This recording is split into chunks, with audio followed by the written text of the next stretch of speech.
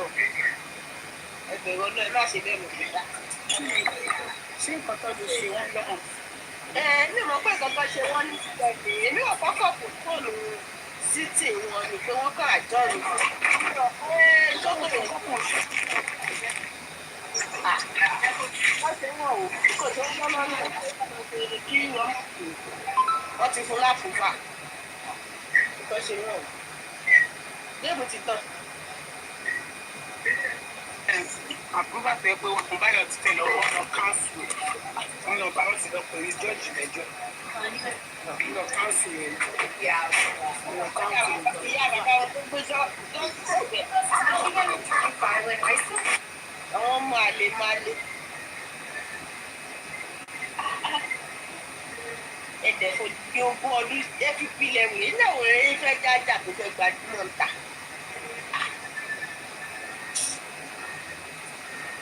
ọlọ́run bá yín yanjú ẹ o ẹ ní gbádùn. ọjọ́ tó bá ṣe díẹ̀ nì pọ́ńtùjọ́ yẹn máa yàtọ̀. abájọ tí tòsí kó pírẹ́sì lọ kóòtù. ológun kó wá gbé kí ló dé lórí kò sí nǹkan. kò sí di nígàrọ̀.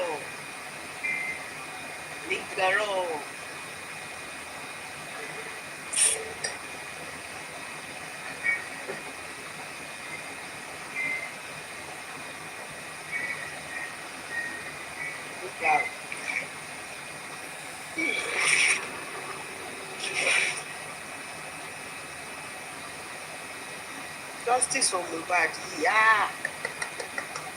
ògángan ló yẹ ká máa pè ní kówèrè ó kó àwọn wèrè wọlé wá.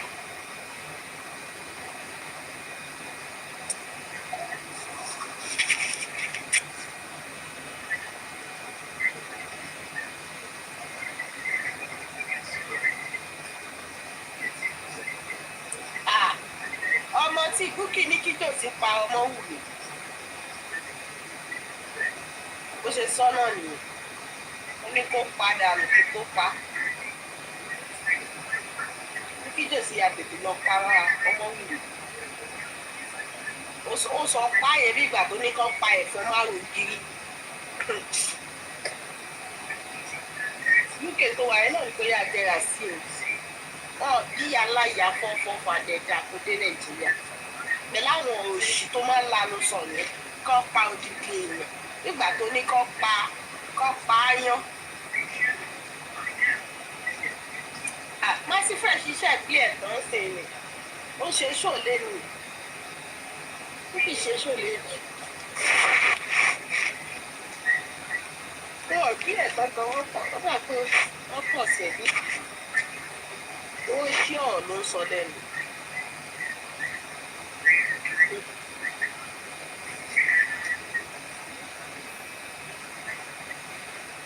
Ó ní justice sí tòsí wa ó ní kò lè rí. Ó ní tó lè mú tòsí rí justice tó ń wá ni pé tó bá ní connection. Nítorí ẹ̀ ló ń ṣe máa ń ṣépè fún Ìyábọ̀ pé bí Ìyábọ̀ ṣe wà yẹn o ó máa ṣe fíìmù ó máa ṣe gbogbo ẹ̀ pọ̀ ayé ò ní rí i mọ́. Wọ́n á gbé àmàṣí rí Ìyábọ̀ léni báyìí ní sí àmàṣí tó rí Ìyábọ̀ ọmọ tiẹ̀ ló máa parẹ́ máa yé lára. Ládùúgbò owó táwọn ti ná àwọn ti gba barista àwọn ti gba sáàni àpòpọ̀ lọ́ọ̀yà ayé ilé àwọn ti gbà tán. Ó ní kí jòsí lọ máa ṣògùn kó má fi ti Jésù ṣe mọ́. Bóyá sọ́nà ni mò ń sọ yìí àwọn kan tó sọ kí mò ń rántí mò ń sọ yìí o. Ó ní jòsí kó má fi ti Jésù ṣe mọ́. Ó ní gbogbo àwọn bàbá Adébóyè gbọ́tọ̀ ọ̀gá fẹ́ dúró lórí ibi tí gbogbo wọn náà máa ń fara pamọ́ sí. Bóyá sọ́nà ni mo sọ yẹn o. Ó ní sọ ìdọ̀sí tó ń fi sùtánú láìmọye àwọn tó wọn wá ìfẹ́ tó wọn tó sá pamọ́ sí. Ó ní tó bá jó òun ni jòsí ni òun á gbàjẹ́ òun á ti gbàjẹ́. Pé ọmọ wù mí kí fẹ́ ti jòsí. wọ́n láwọn ti gba barista àwọn ti gba kọ̀lẹ́ntì Gbogbo ẹ̀ ló ti gbà. àwọn ti gba pàṣọ. Wọ́n làwọn ti sọ̀rọ̀ sọ̀rọ̀ òtítà gan wọ́n ti gbà lórí ọ̀rọ̀. Wọ́n ní lórí pàbó ní gbogbo owó táwọn dá àwọn ti fi gba lọ́ọ̀yà kan. ní so kí jòsí kó nọ̀sẹ̀ síta. ní Naira Marley ò ní lọ́wọ́ nínú Mohbad ó ní lẹ́yìn Buhari ló pa Mohbad ó nígbà tí ìlú tó pa Mohbad tó tì í báyìí látòkè tí Mohbad forí gbálẹ̀ gbẹ́ẹ̀ ó ní Sam Larry ni Wùmí kọ́kọ́ pè ó ní ọlọ́pàá tó ṣe kéèsì yẹn tó yẹ kó Wùmí àti tó tẹ̀lé kejì. Má. Ṣé mo pẹ́ tí Bíkí ò bá ṣe ṣó ọjọ́ méjì? Ṣé wọ́n pàdé bẹ́ẹ̀ Bíkí o? Àti ẹ̀ nímọ̀ pé kò ṣe ṣó rárá. Àbẹ́ẹ̀mù. Mi ò tiẹ̀ rántí wèrè ẹ̀ bọ́ ẹ gbọ́dọ̀ pé ẹ̀ tí wọ́n lé kí là ń jẹ́ fún yín máa ti kí là ń ṣe wáyà. Ìyá kò ní sí ní èkó sí wọn ní mẹ́gbọ̀n. Ìfẹ́ láàárọ̀ ìtají yìí sí wọ́n ti dárúkọ ṣùgbọ́n Bíkí wọn ò ní dúró ẹ̀mù.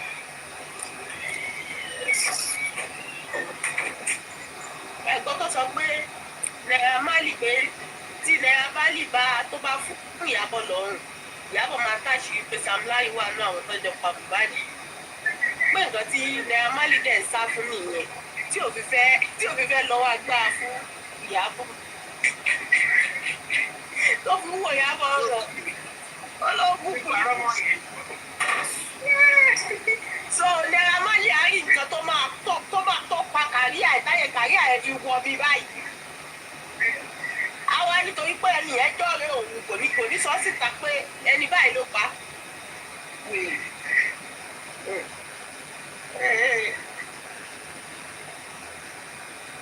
tó bá pe Wùmí láṣànà díẹ̀ á pè lọ́mọ yẹn kò tiẹ̀ pé Wùmí mọ́ so òun ló mẹni tó máa ń gbà ẹni sọ.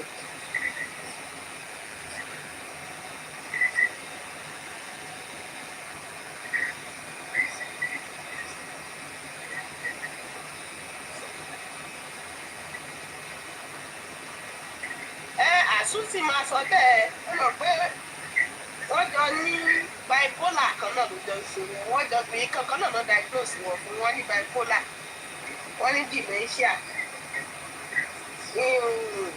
kí ló bí jẹ́ wọ́n ní divisional wọ́n wà divisional so àwọn àlìdánù kan náà ló jọ ń gbé àwọn ọ̀rọ̀ yẹn wá fún wọn so kankan náà lọ́jọ́ máa sọ. Abájọ tí ológun kú ọmọládé yín ló yọjú yẹn akígbémọ́rù Ṣẹ́gun Òbídè ìyá Abájọ tó sunkún jẹ̀ta mímọ́ ìwọ̀n pé tó tó ìṣe wọn o wọ́n èmi tiẹ̀ fẹ́ gbọ́ ọ̀rọ̀ DNA ó má dàbí kí n mú gbogbo wọn tí ìlú wọn bí bíbú bí ìṣe Wọ́n lè ṣe wọ́n ṣége ó ṣe wọ́n ṣége ọmọ yìí ó ṣe wọ́n ṣége. wọ́n á náà yà sọ́wọ́ káàkó òdòdó kan yẹ káàkó kan máa mú ọ̀pá lọ́tẹ̀ yìí. Ààrẹ rí bá ti dà. Àbí tó bá yẹ pé mi mọ̀ pé wọ́n ṣe tó tó ìṣe. Kódà ẹ mọ̀ kó tó tó wọ́n ṣe àwọn ìṣẹ̀lẹ̀ ó dẹ̀ ń gbọ́ ibi tí wọ́n tó ti kàn sí. Pressure kò dáa kí ẹ má fún èèyàn kan ohun èlò ẹ̀kọ́ Ọlọ́run kó má lọ sí school. náà Tó bá yẹ pé tó bá tẹ̀ lọ sí school tẹ́lẹ̀ pé they should understand simple English and simple things in simple terms. Àwọn wèrè ní ẹjọ́ kan náà ní ẹjọ́ tó wà nílẹ̀. Báwo ni George ṣe máa approve ọmọ ògùn tí ò ní ẹjọ́ tó wà approve? ọ̀pẹ́ tó sí àtọmọ́ lọ bílì àmọ́. Lọ́jọ́ bí exactly. Ṣé mo mọ̀ pé it's two different things in it?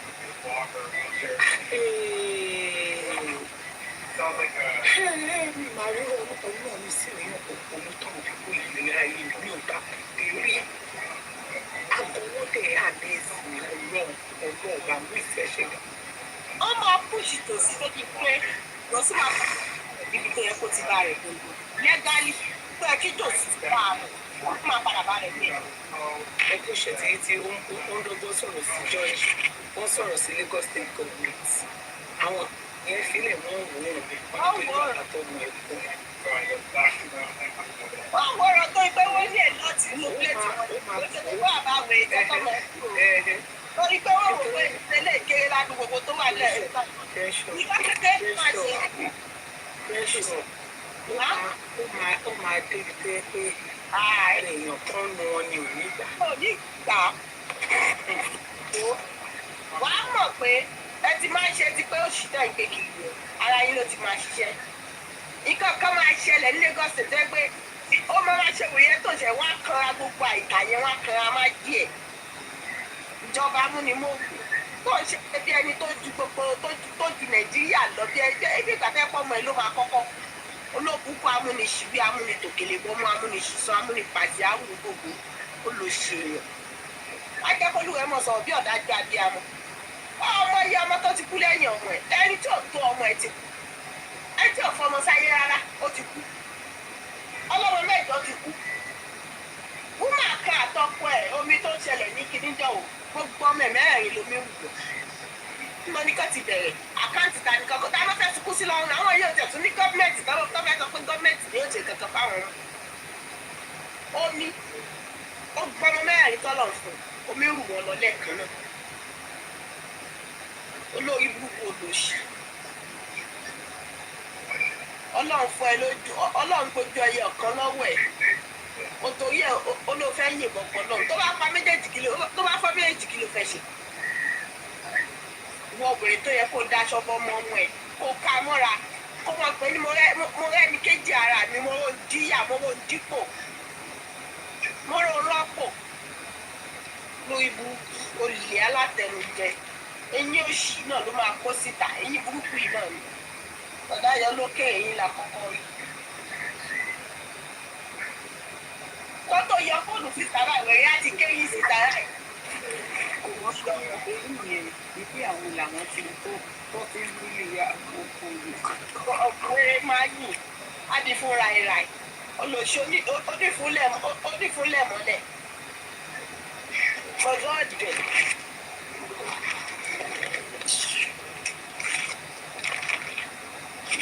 bọ́ọ̀kan tiẹ̀ débi nítorí àtọmọ yìí ó máa ń dá kan èmi lọ́tọ̀ bọ́ọ̀ tiẹ̀ ṣorí burúkú débi ọmọ yìí ó máa ń kan mí lára lọ́tọ̀ olè torí kò fẹ́ jogún olórí burúkú ẹni tó ṣiṣẹ́ òkú yẹn lẹ́dà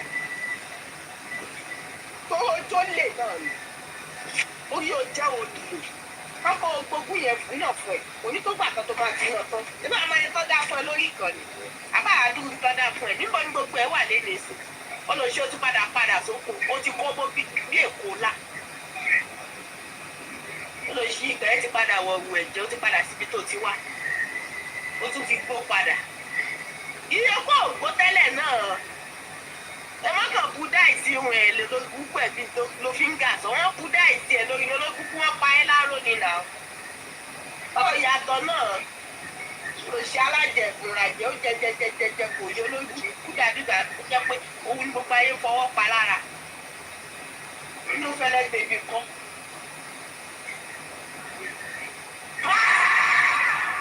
òye wọn kó tiẹ̀ yín wọ́n díẹ̀ kan tiẹ̀ rápẹ̀rẹ̀ pẹ̀tò owó yọ lára ẹ̀ kó lọ sí kọ́káṣọ tiẹ̀ lọ́rùn ló kú kó ló ayé ẹ̀gẹ́ dùn wàá sá fún ẹ̀. ẹ rí fóònù mẹ́ta lọ́wọ́ àbí iye ò tó iye ò tó. wọ́n fi tùráyà wọ́n fi mọ́tò owó làgbáàdì wọ́n wá fi 33 nílé olórí búkú wa ń kó fóònù kiri bí customer service olùsí ni pé fóònù orí ẹ̀ ti dà o wọ́n bá gba fóònù ọwọ́ jòsí yẹn àwọn òògùn tẹ́ ẹ máa bá nínú ẹ̀ àwọn ọyàn tí ó máa wà nù fóònù àwọn òrè tí jòsí kò kiri àwọn lòsì wọ́n á kó sí adélábù fún ẹ wọ́n kó ló kú pẹpẹ tó bá kú tó jí là òògùn náà fi ń ṣe good morning sí ríra nù.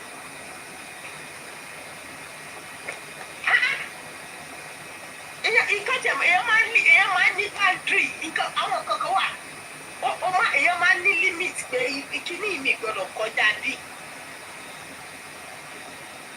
gbogbo bíríìjì lólórí gbogbo ẹ̀ ṣáà ló ń cross kò sí bíríìjì tó dé tó tàbí mọ́yìn pé máma jẹ kó jẹ́ bí pélé yìí máa wù lọ.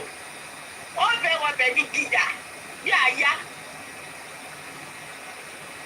wọ́n sì bíríìjì títí tí ó fọ́ ọmọ ẹ̀ fi tàpàlà nígbà tá a tẹ̀ sọ̀rọ̀ mọ̀ mọ́ àwọn ètò òfókò díẹ̀ bí nǹkan tó fi wọ́n gbá bọ́ọ̀lù lórí ìkànnì náà táwọn ní ti Liam tó lè fi nulẹ̀ wá fi nulẹ̀ náà wọ́n tó lórí burúkú spíkà yẹn sọ fún pẹ́pẹ́ sí ọgbọ́n ọmọ ẹ̀ sùn ó bọ́ta jìnnà ẹ̀ wọ́n fẹ́ ti táyà sí àdúrà lọ́rùn wọ́n ti fi pẹtrol sí wọ́n fẹ́ sun ó bọ́ta wá sọ pé wọ́n ṣàfẹ́ kan eléyàn kan ṣá wọ́n fẹ́ kan eléyàn kan olórí burúkú ẹ̀ náà ètò òkú eyín ẹ̀ náà ṣe fẹ́ kàn báyìí kò fètè kó wèrè yìí olùsí olórí bàbá ẹ̀yà wáyé wá pàyà ibi àdúgbò ọmọ bí ìyá lè kú bí bàbá bá lè lọ ó lọ ọmọ àlèwọ́ náà bí mi ìyá òbí mi mọ̀ báyìí pé báwọn tó pọ̀ ẹ̀ ti pàyà nìyẹn wá wáyé lóògùn díọ́lìtì tó fọ́nṣọ̀ láyé ètò okó yẹn ni lẹ́yìn ẹ̀ kò lè fapá ṣiṣẹ́ olóògùn kú òjò pa ẹ̀ òun ò pa ẹ̀ kí ni ó pa òun yẹn dànù tí ìbá ṣe bí alápámọ́ ṣiṣẹ́ ọ̀dọ̀ ilé àpàdé àti ọ̀hẹ́jì olóògùn kú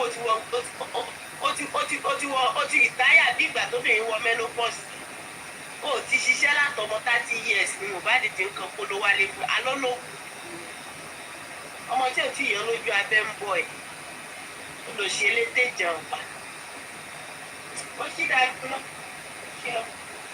bó bàbá abalẹ̀ àmọ̀ ní kúure àwọn làwọn sọ bẹ́ẹ̀ bàbá abalẹ̀ àmọ̀ orí bàbá abalẹ̀ àmọ̀ kò ní bàbá abalẹ̀ àmọ̀ ò ní gbádùn lẹ́yìn kan lẹ́bí lè àmọ́ abalẹ̀ àmọ́ lábára àwọn abalẹ̀ àmọ́ olórí dáfírí olórí bíi gbẹ̀bọ̀ olóṣè ọlọ́pọ̀ sábàlà igba sákàrà àyà ló tọkẹ́ ní ti òkú ìṣòro gbogbo gbàdúgbò sí confuse àbá ló tẹ̀ ṣe sọ́nà at this time I need your help. Ó tún sọ kan náà. I need you to rescue me. Ó lọ ṣe rescue mission ni. Kí ló ṣe ẹ̀dọ́ bẹ́ẹ̀ rescue? Omi ń rù ẹ̀ lọ ni. Àbọ̀ ń jóná mọ́lé. Kọ́ bẹ̀ pé fire. Kọ́ wá rescue èèyàn. I need you to rescue me. Rescue you níbo kí ló ṣe ẹ̀dọ́ bẹ́ẹ̀ rescue ẹ̀? Ó wà lábẹ́ tírélà Dangote lóṣì ní ìgbéraga tó ń ṣíwájú parun right come before the fall ó fọ́ọ̀lù yakata káyé ń sà.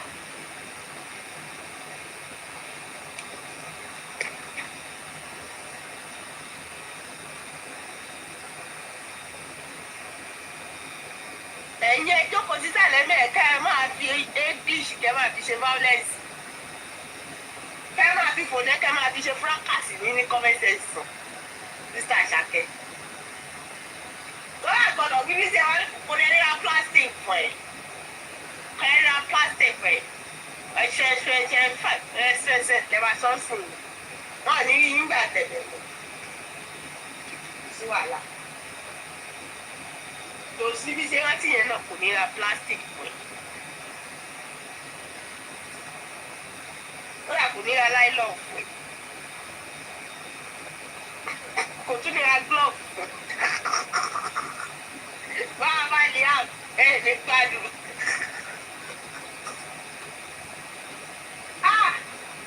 Ọmọ àwọn bíbí kò sí nǹkan tó wọ́n. Tọ́mọ̀wù mi bá sí wọ́n á twist ẹ̀. Ó rẹ̀ǹtì wọ́n á twist ẹ̀. Káàtì ẹ̀ dúpẹ́ pé ìyá àwọn oṣù ọmọ tó ń síkì. Tí ò mọ síkì eyín, tí ò mọ síkì rìn, tí ò mọ síkì gbogbo ẹ̀ wọ́n á ní ọwọ́ ti bà á. Àgàgà kó dé pàtó ṣẹ̀ bẹ́ ajá fòkù. Wọ́n á lájá tá à ń bẹ́ fòkù tó ń ṣiṣẹ́. Torí bá fọ́ ọmọ wù mí lásán wọ́n á ní Mohbad ló wọ́n dúró. Òun ló burúkú yìí. Gbogbo tó ń ṣẹlẹ̀ nínú ilé wọn. Tí ìdá kan wú ẹ̀ bá ṣẹlẹ̀ sọmọ wù Mohbad. money, my grandfather will send you money. Money, ọmọ ẹ gan mọ grandfather ẹ. Bàbá ẹ ti kò ní dáa fún ẹ vengeance. Ó lọ́mọ yẹn ti ń rí picture bàbá ẹ̀ nínú ojú bàbá ẹ̀. T3àm nígbà tí ìjẹ́pọ̀ fi pe ajá sójú báwo ló ṣe tún rí picture bàbá lójú bàbá. Àmọ́ àrògùn báwo la ṣe débí ẹ̀ ní gbádùn èjì ní.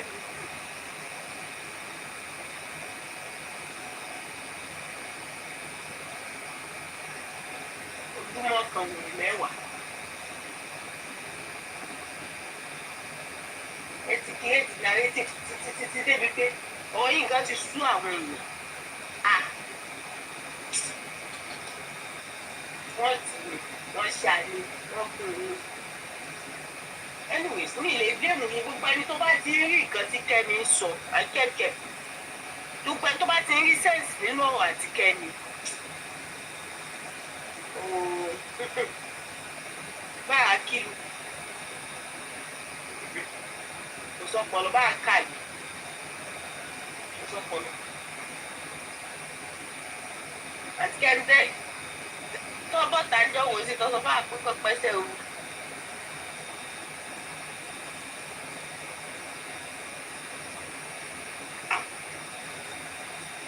Wọ́n fún kúbà láti Búkì àti Búkì tí láwọn fẹ́ gbà jẹ́ báyìí ní sí. Wọ́n máa gbàgbé. Wọ́n ti lo físíkà títí. Ká ní Búkì ò jà fitafita bó ṣe jà nínú gbàgbọ́ ọkọ bẹ̀rẹ̀ justice lòun. Trust me, láti ṣe ọmọ wùmí ní Kàlàbẹ́ni. Tó ti wá jà fitafita ń ta ó ti mọ̀ gbogbo ojú. All eyes on her. Tẹ́nìtì bá ṣe ọmọ wùmí, ó ti mọ̀ fóun kẹrin. Lọ sí ṣàgbákò. Ta ló sọ fún yín pé kò tọ́wọ́? Kò ṣe ọwọ́ ẹ̀ lásán ọmọ mi yẹn ní. Ta ló sọ fún yín pé kò tọ́wọ́? Àní kò ṣe wá ọwọ́ tá à ń sọ nìyẹn ọmọ mi yẹn ní. Irú ọwọ́ wo ló ń sọ? Ìlú kìlẹ̀ ń sìn. Kò sí nǹkan tí wọ́n ti ṣe. Kò sí irú kankan tí wọ́n. Àní kò ṣe nǹkan tẹ́yìn náà sọ yìí kí ẹ̀ ń sọ yìí. Oríṣiríṣi ọwọ́ tó wà tó lè fi ẹ́ǹdì ọmọ wù bí wọ́n ti pe Ọlọ́run gbà fún wọn ni. Mọ́mí Yẹmí. Àti ilé babaláwo àti físíkà o. Gbogbo físíkà ti Búkì gbogbo ẹ̀ lọ ti ṣe. Ẹgbẹ́ má jẹ́ àjiyàn lórí ọ̀rọ̀ Búkì ẹ̀jọ̀. ọ̀rọ̀ Búkì ọjọ́ ọ̀dẹ́ ọ̀rọ̀ ṣe. Ẹ̀ lọ ti ṣe Ọlọ́run gbà fún wọn ni. Èèyàn tó lè jáde wá láti tún sọ orú nǹkan bẹ́ẹ̀ yẹn pé kó lọ pádànù wọ́n ti gbọ́ wọ́n títí kò mọ̀ ìgbà tó jáde lẹ́nu ẹ̀ ni. Kò sí nǹkan tó ti ṣe Ọlọ́run ni ò gbà fún wọn láti bí ọdún mẹ́ta. That was the first bíbí làwà tí T3àm tó ní orúkọ gba àwọn tí wọ́n kó lọ sí ilé babaláwo. Èmi báyìí náà wà lórí ojúkorojú tí wọ́n lọ gbé babaláwo wá tó lọ gbé ìyáláwo wá tó lọ gbé sọ̀rọ̀. Wọ́n ní ẹni kò ṣe wá tẹ̀mí sọ nìyẹn ẹ má jẹ́ ágì lórí ọ̀rọ̀ ìjà ní káwọn àwọn pátá sí àwọn ọmọ rẹ̀. Ó ṣe nǹkan tí mò ń sọ lẹ́sọ̀ yìí ká ní mọ̀ pé wọ́n ti ní gbogbo gbogbo owó ìjẹ́ wọ́n ti rí dànù. Búkì ò ń ṣe ẹran rírọ̀ owó ojú tẹ́yìn fi wo Búkì yẹn Búkì lọ fà o. Ká ní kí n ṣe pé Búkì ti jà tó bó ṣe jà tó yẹn nǹkan tí mò ń sọ àti yé àwọn fearless. Ó ti jà kọjá kó lè gbérú àwọn ìgbésẹ̀ tó wù láti gbé fọmọ wù nǹkan tó mọ̀ pé tóun bá gbérú ẹ̀ wọ́n ní wà lọ́sọ́nà méjì. Wọ́n gbé ìyá ẹ̀ Búkì.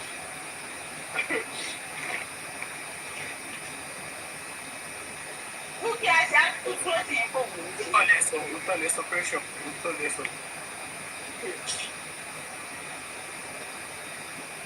Bọ́n ó ti jánu kọjá kó lè ṣe ewu kan bẹ́ẹ̀ ni. Ọjọ́ tó sọ pé wọ́n máa gba T3àm lọ́wọ́ ẹ̀ wọ́n máa ṣe kínní. Ká ní kì í ṣe kó ti sọ́ síta ni wàhálà ẹ̀ Búkì máa ṣe.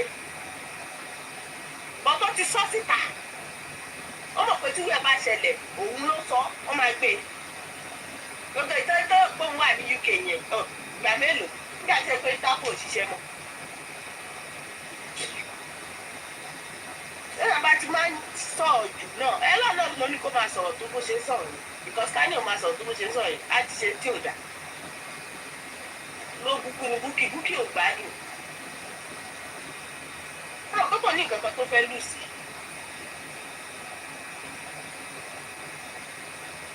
lóṣù kéèyàn bí àwọn òyìnbó tán bí ológbò wọ́n ráyé wájú ẹ̀ lọ àwọn òyìnbó tó bí ajá tó jẹ́ pé ológbò lọ́wọ́ wọ́n wáyé jù ẹ̀ kó àwọn akọ́yàn sórí microwave photo ṣe àwọn ará ní hẹlẹhẹlẹhẹlẹ lórí stool kò tiẹ̀ jẹ́ àìsí mọ́.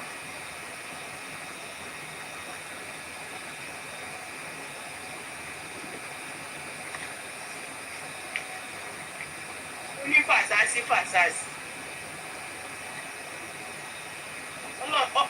ọlọ́run fìyà owó jẹ́ kò sí tówó lọ́wọ́ olórí kúkú ẹ̀ mọ́ ó fi àlàáfíà jẹ olòṣì ògbádùn ọlọ́run fi wà ẹ̀wà jẹ́ òfáìn ó dàbí ọ̀bọ ó fi yẹ̀yìn jẹ eyín ẹ̀ dàbí bí eyín ìmọ̀dò ẹlẹ́dẹ̀ gan olóbùkún ọlọ́run tún fi yẹ oko jẹ́ ọmọdún mélòó ni ẹ tó ló ti lé 30 years tó ti lọ́kọ́ kàn kí ló yẹ kó díẹ̀ ó ṣáàtì ní ọkọ kábà sọ pé bóyá distance relationship ló bóyá ọkọ ẹ wà bí kékeré kan làlúwídé o kí ló yẹ kó nóòbù ẹ̀ àwa wíto olórí kúkú wá ń pàdé ọyàn ní summer last year wá kó sí white shirt kan pẹ̀lú bomb shot òye wá ń ṣe ọyàn lẹ́ráì bẹ́ẹ̀ ló ń fọwọ́ túbọ̀ tí ló ń fà ló ń tu ló ń fà rẹ̀ kò sẹ́ni tí ó mú ọyàn yìí bẹ́ẹ̀ mú ọyàn àwọn tí ó ní káńsà gan ó sàn jọ èèyàn lórí tó gbé sára ẹ̀ lọ àwọn ọyàn àgbákọ́ ọyàn tọ́mọ mú tọ́mọ ya wèrè ọyàn tọ́mọ mú tọ́mọ ń jalè àwọn ọkùnrin tó mú ọyàn yẹn wọ́n fọlá kú ìtọ̀pẹ̀yìn ni ọyàn táwọn ọkùnrin mu tó jẹ́ pé àwọn tó ń ka pọ́ǹsì tẹ́lẹ̀ wọ́n padà dẹni tó ń fún ní náírà ní nàìjíríà ni èyí tó nílé lórí nu wọn wọ́n padà ń skọ́ọ̀tì ní ìsọ̀bẹ̀ bíríìjì ni wọn ni a ló máa ganu sí ìwù yẹn tó yẹ kán lọ gé dànù olórí ibú olóṣì kò sí tó mú wáyé tó ṣe rẹ́gí ara ẹ̀ nígbà tó ń pín ìdí olóṣì tí ó ti rojú ẹlẹ́jọ́ lọ ìdí ìyẹn wọ́n dàgbà tó fi fry pan tó fi lọ ìdí wòlé mọ́lẹ̀ olórí burúkú ó gbọyàn yẹ ó gba tìyá ìyá ẹ ó gba tẹ̀gbọ́n yẹ gbogbo fámìlì wọn nìkan ló pọ̀yàn wọn wèrè wọ́n tún lọ fẹ́ fún mọ́tò lẹ́yìn olóṣì tún gbẹnu síbẹ̀ wọ́n tún kẹ́yìn mọ̀dùgbò lẹ́nu olóburúkú àti òṣì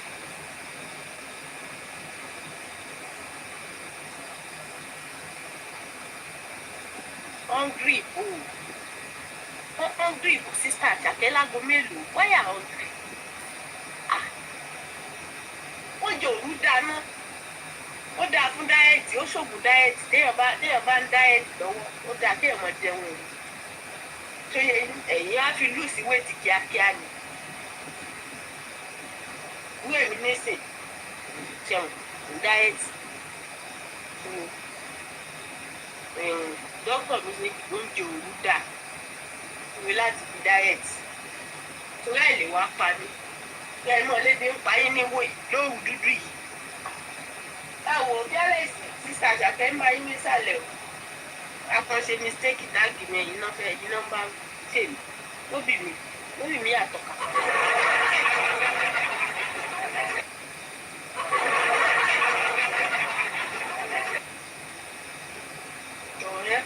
ọ̀rẹ́ kọjá tèmi. heritage wọn kí ni gbogbo ilé la wo ni wọn ṣe mistake ṣé ibi tó tún pa wọn ò tún jẹ ọmọ ẹni tó fẹ́ tà ní ṣé yẹ kí wọn ṣe báyìí fọ rẹ yìí. yọ àwọn ọjọ́ rẹ tèmi o ta àárọ̀ ọ̀gbọ́n ẹ̀ yọ. mo ṣe kẹ máa wọ rí yàgà tí ẹ wá dẹ heritage lóru náà ó dún bẹ́ẹ̀ sí dey do person lọ́rọ̀ heritage ẹni mọ ni ló ń ṣe ni lọ́wọ́ pẹ̀lú nǹkan bẹ́ẹ̀. màá jẹ́ kọ́ lọ ayá jáde mi mọ́ bẹ́ẹ̀ sí mi lọ́wọ́ kó sọ fún mi náà pé ìpìlẹ̀ ìlà plastic. ẹ má wọ̀ rí ẹ̀sẹ̀ fún èyí lára fòdùbò ṣe fracas fún bẹ́ẹ̀ kò ní ṣe fracas fún bí ó. ẹ má rí fíìm ẹ má wọ̀ rí lódì loading. Yeah. I thought I don't do this game. Any time I know. 10:30. 3:30. Oh. Kálí mi ebi ń pa yìí. Ní wọ́n tí mo fẹ́ ṣe sí o.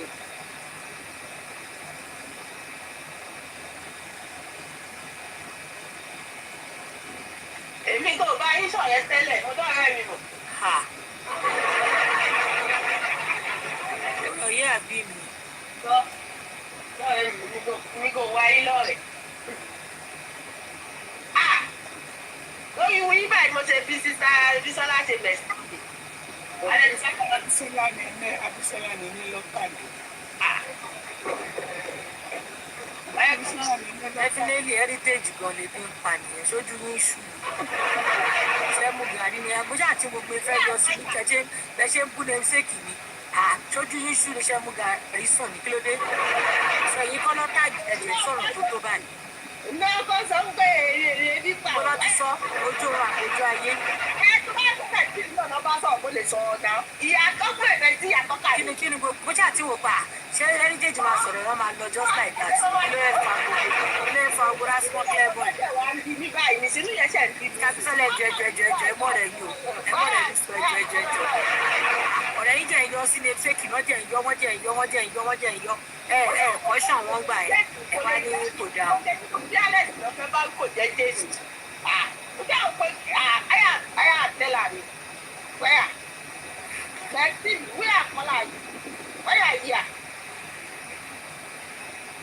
Àwọn kan sọ pé bí ń pa àwọn ni wọ́n ṣáà nìkẹ́ wá sí oúnjẹ fáwọn kí ló wá lè tó yẹn. Ẹ ti lọ́rọ̀ ọdún tẹ́lẹ̀ tẹ́fẹ́ sọ oúnjẹ ní ọ̀rọ̀ lẹ́jẹ̀ ní ọ̀rọ̀ lẹ́jẹ̀. Ó jẹ̀jẹ̀ iye yín ǹjọ́ sọ yẹn gangan. Nígbà bá yẹn sọ yẹn ní sùn. Náà máa ṣe kíkẹ́ kí n fi kankan sẹ́nu kí n fi kankan. Wáyà tọ́ka láti ní 10:30. Ṣé pé mo ti gbà pé mo tẹ̀ ti jẹun lẹ́nu? Ẹ wá sọ mi. Nígbà tẹ́ sọ ẹbí nísìn tójú tèmi lọ́bẹ̀. Báwo lè bí òṣè ní pèmí náà? Ṣé dáná kájọ́ bèbí ṣàǹkó ni? Káàtọ́ka. Ìjọ àlà. Bẹ́ẹ̀sì ayé àdùn.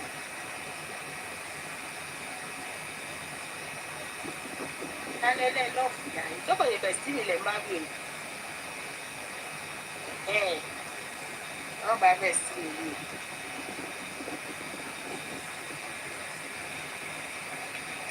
Bẹ̀sì mi jẹ̀ mú ìwọ̀n àwọn ẹ̀wọ̀ ẹ̀ mọ̀ tó jẹ́ agbéṣe lédè ta. Àwọn nǹkan tẹ̀yìn náà mo ti dá àwọn tó lágbára tó jẹ̀ mí mi lọ. Ẹ̀wọ́n tó ní kọ́ tẹ̀yìn kan sínú gbogbo táwọn omi ló dà omi. Wọ́táyà ṣùgbọ́. You got here no. Got here no.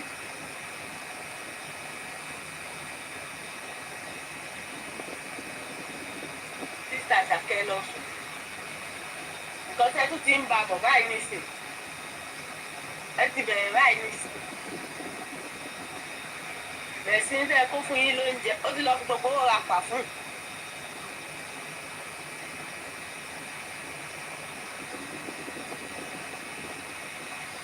Ẹgbẹ́ tí yín ní gàrí lé bí bẹ̀ sí ṣe wáyé. The only thing tó wà lè bẹ̀ sí yín pa fúùdù. Pa òórùn ló wà lè bẹ̀ sí. Ẹ̀sí yàn ló ń jẹ nínú.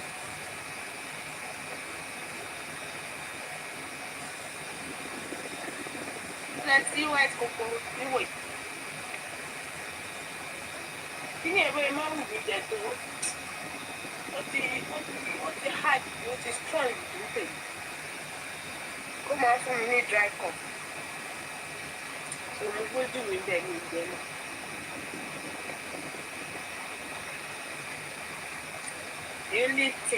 The only snack tẹ́lẹ̀ rí nílé àbí tí mo lè rí tó ẹ tẹ́lẹ̀ lè gbé dá tó lè wọ̀ lójú TUC ni. Wọ́n á tẹ̀ lẹ́yìn TUC. Mi ò fẹ́ mọ pé gbé dání. Nǹkan mélòó ni mò ń jẹ? Ó sweet ètò máa ń fún mi ní dry cough. Ó sì yẹn lẹ̀. Ọ̀nà tí ó kò tó ní àwọn ìbàjẹ́.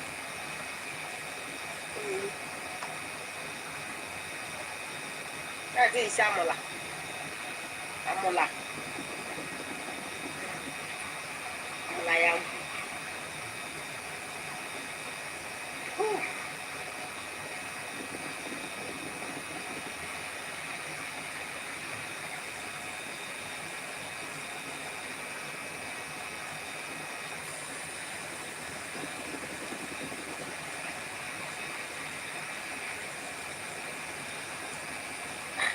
àwọn tó ní àwọn kápúlẹ̀ tó ń bá jà ọjà mọ̀nà ayé sálẹ̀ ènìyàn burú ẹ̀yìn àti tani.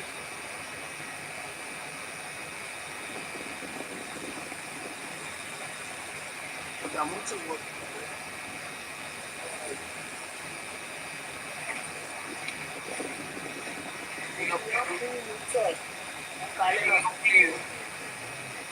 ènìyàn burú ẹkú dé ẹ̀ka tó burú dé. ọdún ọkọ̀tà gan-an ṣàbò ìyàwó fún ológun lóbìnrin kan wèrè wọ́n fowó ra fẹ́ wọ́n fowó ra fẹ́ láyé ìdílé dúró fún wọn tí yóò lọ́wọ́ fífẹ́ padà kọ́ bí tiẹ̀ lójú. ẹ lè sọ pé wọn ò fowó rà fẹ́ o àwọn àti wọ́n fowó dóko wọ́n fowó bẹ̀bẹ̀ dóko ni o. wọ́n ló fowó rà ó fi owó ra ìfẹ́. o òkè ìfẹ́. wọ́n fẹ́ wọn lé ní ìgbà náà wọ́n ọ̀fẹ́ kọ́ wọn lọ. náà yẹn báyìí ó jẹ ojú ẹ̀ bẹ́ẹ̀ ni ó jẹ ojú ẹ̀ wọ́n èdè bí ọ̀yẹ́ ń gbowó lọ́wọ́ èyí ló ń dúkọ ẹlòmíì ọmọ yẹn dà láìní làákàyè ọmọ yẹn tán ọmọ yẹn ń kóra mọ́lẹ̀ ó lè béèrè ó kọlà tó ń fẹ́ lọ fẹ́ni tó ń sọ ásẹ́ẹ̀tì mẹ́rin irú ẹ̀ lọ́wọ́ sọ ìkọjá ìyẹ́rí orí kẹ̀kẹ́ ó lọ kó ìdúró lápò jẹ́gẹ́dẹ́ kó lọ ní oko yìí kó lọ mú yàwó wá olùsí náà fẹ́ fẹ́ ra rí. ó bèrè bí láti ṣe ń ṣe tiẹ̀ kó pẹ́ mọ́tẹ́ lọ́múyàwó àwọn ọ̀rọ̀ mọ̀dìmọ̀dì ni.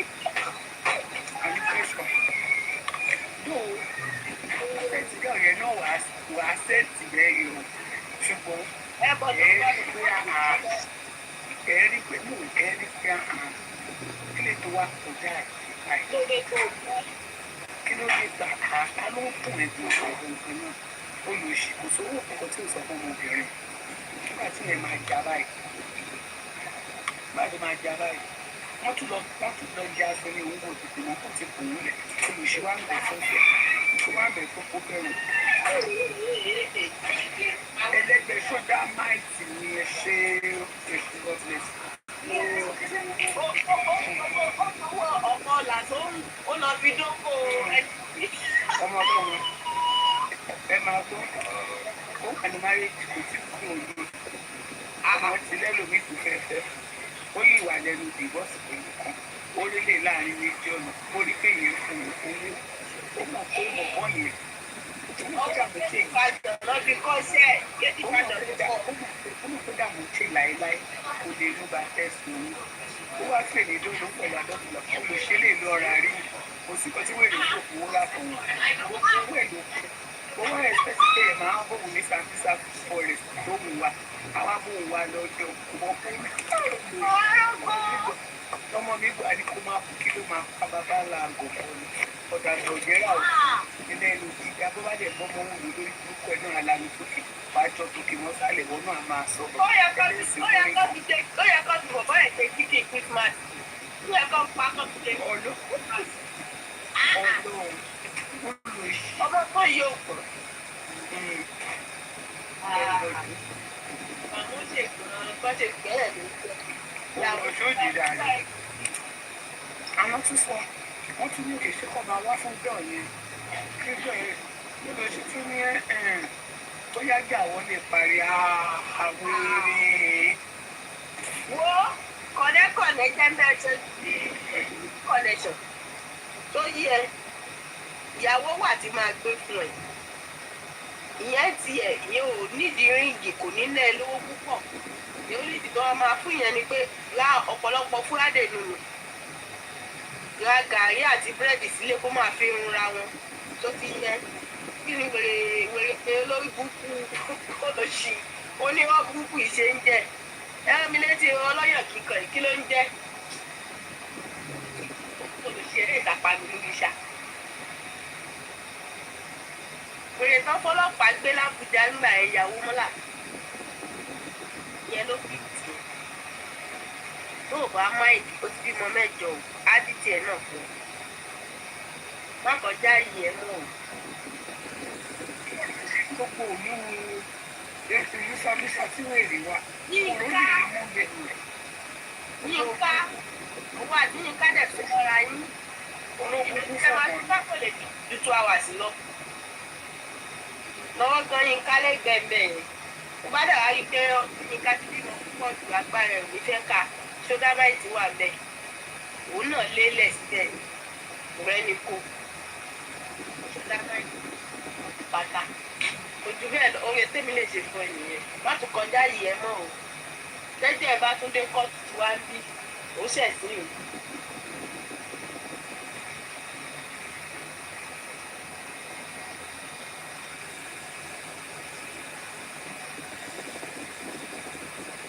Sátidé náà wọ́n ti gbé Sunday ní wèrè lọ́pọ̀. Sunday kan ti súnmọ́ Saturday jù wọ́n ṣe gba Saturday yẹn ó yẹ kó gbé bí Wednesday ní lọ́wọ́ ní àdúgbò. Yóò lè ṣe. Mo náà ṣe béèrè. Tẹ̀lé consultation.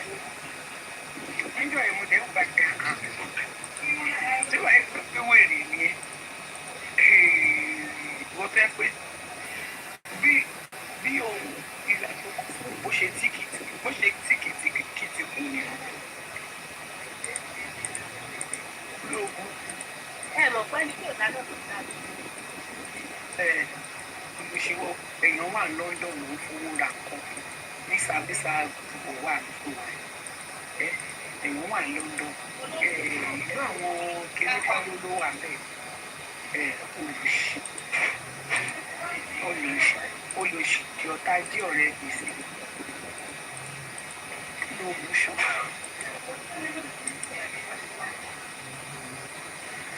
Àwọn ẹran ló pọ̀ lọ́dọ̀ ẹran. Bẹ́ẹ̀ wọ́n tẹ̀ kán fòkò sí lọ́rùn wọ́n máa fún wọn léwé ìjẹ. Àwọn ló pọ̀ lọ́dọ̀ yìí.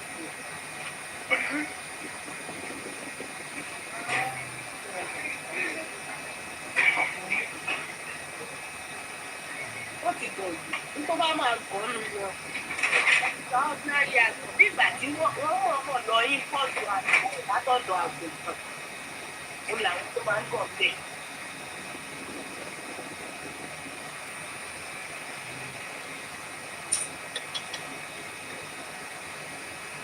Owó tó fi rán ọmọ mi ní sùn. Owó tó fi rán ọmọ mi ní sùn lè rí. Táwọn tó ní yín bá rántí ẹ̀, ó yẹ kán máa kéwì. Báwo tó fi rán mi ní sùn lè kọ́? Bọ̀ tó fẹ́ ṣe kàn tó yẹ wẹ́ ní ìrúpọ̀ ẹ̀kọ́ ẹ̀kan yà kárí. Ọmọ tẹ̀sí.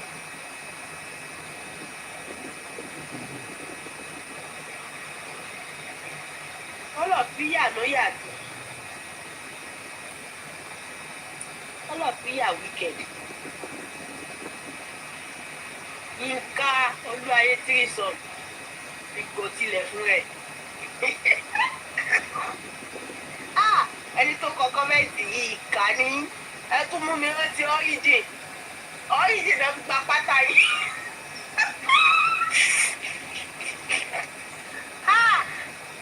Olóògùn kú. Origin náà gba pátá ìdí wèrè. Ìyàwó ilé alágbèrè. Olóògùn kú ìyàwó mọ́là. Wọ́n ti fi bùrẹ́tàṣì wọ́n ti fi yẹ̀ di wèrè. Origin. Origin kò méjì lọ fi gba pátá ìdí ẹ̀. Olóògùn sán. Aláìníṣẹ́ tó mọ náà gbọ̀ ọ̀pọ̀. Àríṣẹ́ mọ̀ ṣe.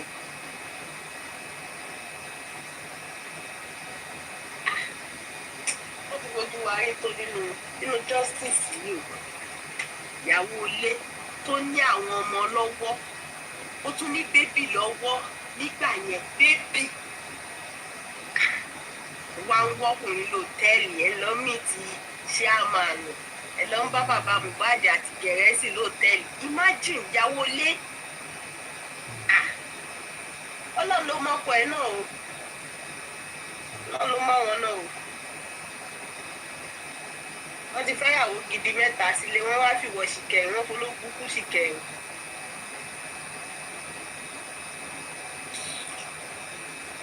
Mi lè imagine. Ok, kó kàn jáde nínú tẹ̀yẹ̀ kó jáde lọ́kọ̀ ẹ̀ lọ́wọ́, kí ló máa sọ pé ó wà lọ? Àbí káwọn tó mọ bọ́ẹ̀ máa ń tẹ́kì picture kọ́ ti mú picture ẹ̀, kọ́ ìyá ti signboard hòtẹ́ẹ̀lì ti signboard báyìí kọ́ send ẹ̀ sọ́kọ̀ ẹ̀. Kí ló máa lọ sọ pé lọ ṣe lóòótẹ́ yìí? Ọlọ́run àti wá fìyà jẹ́wọ́ máa jáde mọ̀ pẹ̀lú Jésù àti Gẹ̀rẹ́sì. Ayé ìgbà yẹn, ayé sì ń yẹ Gẹ̀rẹ́sì ń gbà yẹn, ló búkú sí rẹ́nu mu tí ń gbà yẹn. Àṣọlóṣì ẹnu ẹ̀ sì máa padà jọ omi. Kí tírélà kó tó jẹ 3/4 nínú ẹnu wèrè ẹ̀.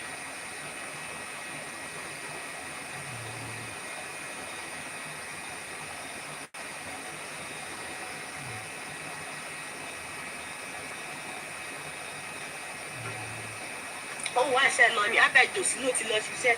Mo wáṣẹ́ lábẹ́ yín o, mo wáṣẹ́ lábẹ́ yín. Ló burúkú. Ẹ wá justice títí tí wọ́n wá mú justice inú òbò yín kọ̀ọ̀kan. Wọ́n kò síbi tí wèrè ò sí o. Àwọn àṣàná wà láyé. Àṣàná ti wà ọjọ́ ti pẹ́. No be now, no be today. No be today. Àṣàná don call me, don dey.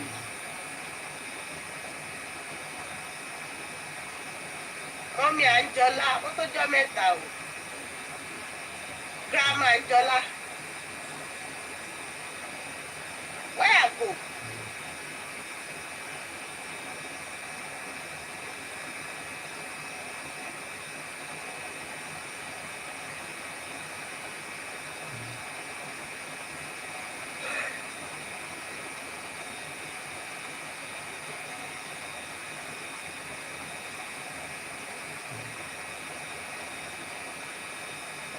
Ìyá Ọlọ́run àfún wa lé. Àwa ti lọ àti dé.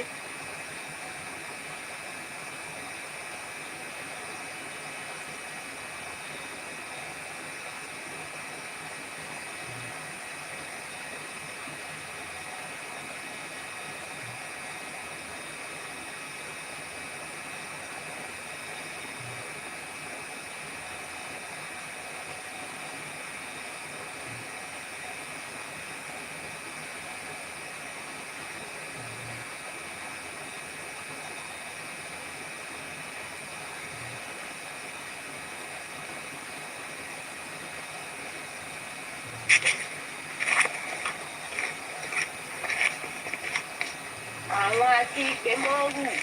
Lọ́lẹ̀ akígbe mọ́rù.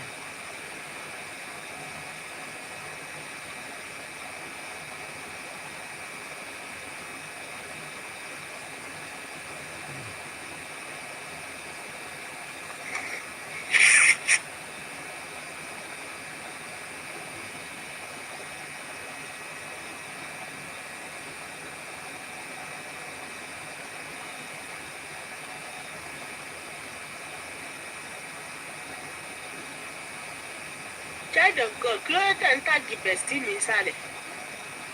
Kí ló dé? Kí ló dé tẹ̀ ń tàgì bestie? Ẹ wo ẹṣọ́ ara yín o, ẹ má jà máa fòkùn léra wa o. Ibi tẹ́ ń bọ̀rọ̀ lọ yìí, ara máa ṣàṣírà wa o. Mi ìfẹ́ wà lá o, mi ìgbà bestie oníbestie kí ẹ má rànjú mọ́ tèmi o. Mi ìkọjá yè mi o.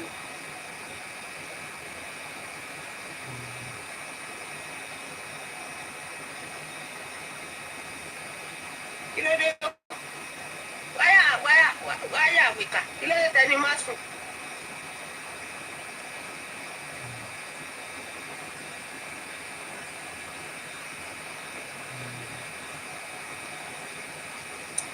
Torí tí yín ni bestie mi fi ń sànù, torí tí yín. Ó dàpọ̀ àwọn máa fòkùn léra lójú oorun níbi tá à ń bàbọ̀ yìí o. Ẹ ṣọ́ra yín o. Mi kì í jí bestie oníbestie gbà o. Kéèyàn má jí bestie mi gbà o. Ẹ lọ mú bestie, ẹ lọ wá bestie tí yín síwájú o. Àwọn èèyàn pọ̀ lẹ̀ tó ń wá bestie o. Ẹyọ kan tí mo mú náà rí ẹ jọ̀ọ́ ẹ ṣàánú ajé o. Ẹ ṣàánú ajé o. Mo mọ̀ pé lòkì ni mí ni mo ṣe lọ mú English o. Ẹ jọ̀ọ́ o.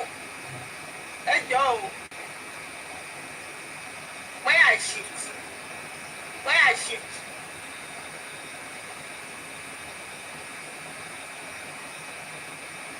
Ọ̀rọ̀ jealous kọ́ lélẹ̀. Fact ni mo sọ ló fi jealous o. Wọ́n ní pé tẹ bá sùn báyẹn máa yọ sí, tẹ bá jí máa yọ sí ẹ wò. Bẹ́ẹ̀ ṣe wàá bí iṣẹ́ yẹn lásán. Ẹ ṣọ́ra yín o. Èyí kọ́ lẹ wàá bí iṣẹ́ dàpọ̀ lílẹ̀ yìí wà. Gbogbo tó wù kẹ́ wà. Ẹ máa rí mi ni o. Ìgbà bestie oníbestie o. Àwọn tó ń gba bestie oníbestie wọ́n mọ táwọn padà gbàgbọ́ ń bẹ̀ o. Ẹyọ kan tí mo mú náà rí láti bẹ̀rẹ̀ ẹ ṣàánú mi o. Ẹ ṣàánú mi o.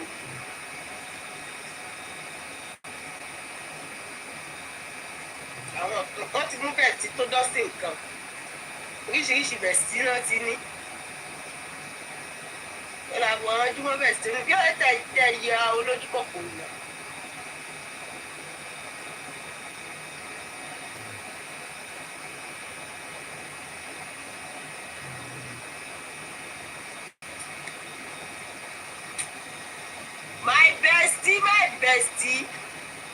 Bestie mi nìyẹn o.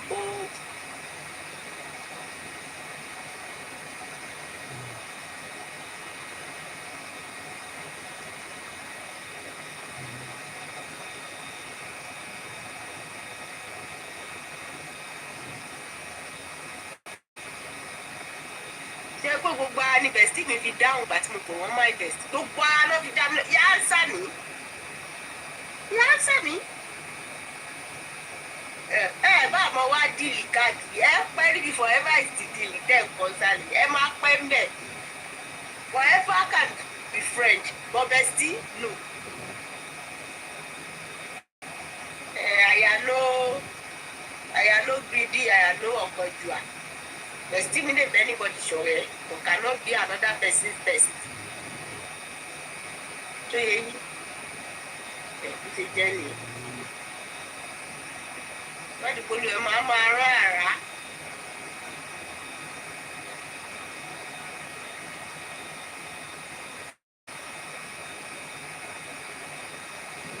Sister Ashake, why are you still awake? Bestie mi, ọmọlọmọ, bestie mi, mi ni wáìtì. Ọlọ́run, mi ni wáìtì. Bestie mi, mi ni wáìtì. Mi ni fojú sunkún yín. Èṣù bí èèyàn bí èṣù, èèyàn bí child of God, kò ní dàrí wa lágbá Ọlọ́run. Bestie mi, ìrántí sí I don't know you. Wọ́n dé àwọn ará gbígbóná ẹ lọ kọ́ ọmọ lọ́yọ̀. Atẹ́gùn ti ṣí bestie lọ lórí wọn. Ẹ lọ kọ́ ọmọ lọ́yọ̀.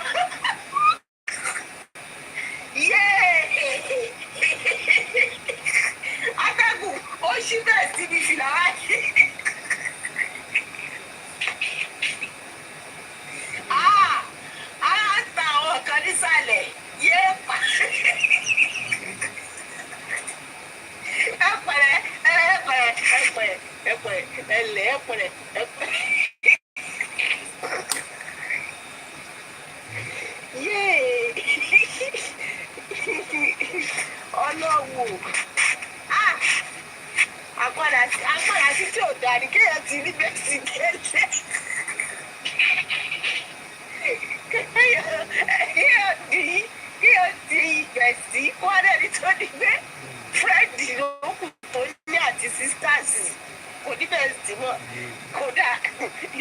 ni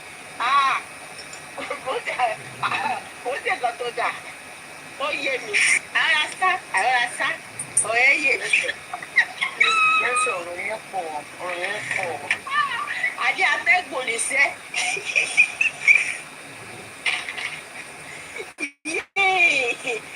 Ó fẹ́ báyìí ni ó fẹ́ olú ìkọ́mọ́tì. Ìṣíbẹ̀ sídànù yẹ́kẹ̀. Ẹ̀sùn má pariwo sókè. Ìjẹ́kẹ́ ìgbọ̀dù gbọ́dù lẹ́kìn mi sọ fẹ́ tẹ̀. Ẹ máa gbọ́. My blood, blood yìí ló ń bí. Ẹ má pariwo. Wọ́n mọ omi mi sí blọọkì yẹn. Ó tún wá dà yẹn pẹ̀lú. Yé pa. Ẹ̀pẹ̀lẹ̀ ẹ̀pẹ̀.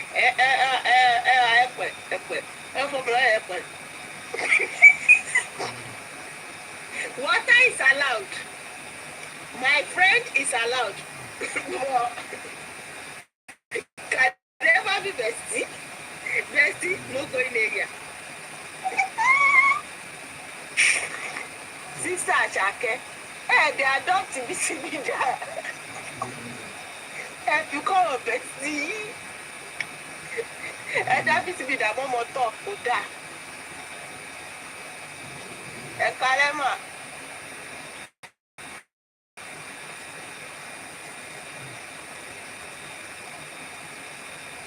Wàhálà ìdíwọ̀n rẹ̀. Àwọn òbí wa ti ṣe kan tí ṣe ṣóre nì. Tó yẹ kí mórúkọ yẹn àti sẹ́ńgbà ò lọ.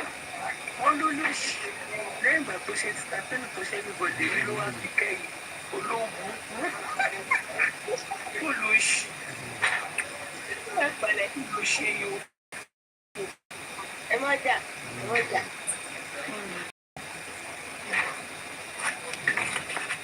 Sísá Àṣàkẹ́ ẹ̀dà àwọn ọmọ tán. Ó dùn mọ́.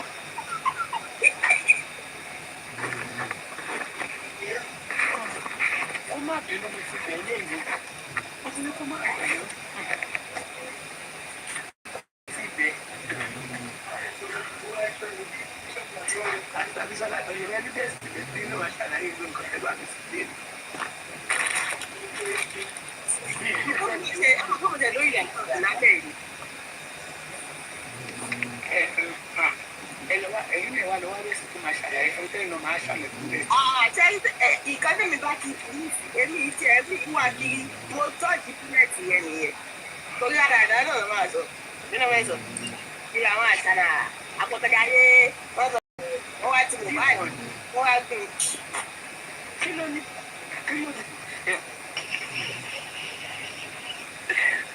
Wọ́n ló lé mi sọ pé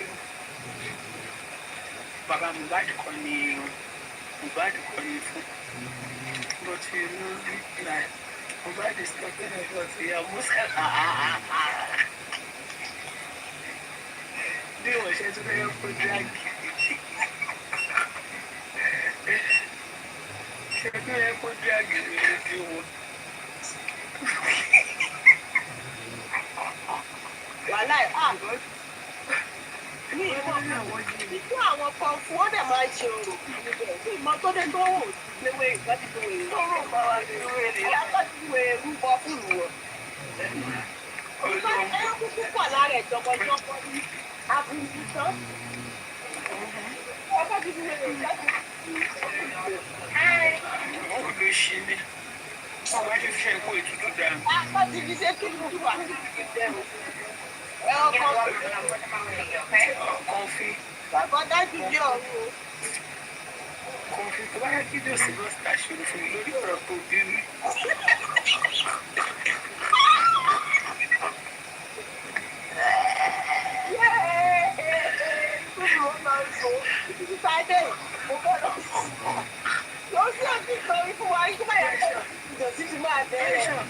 Ẹ lè lọ sùn. Ẹ mọ ọkọ tẹ́sẹ̀ ilé ní fẹ́ẹ̀tọ̀.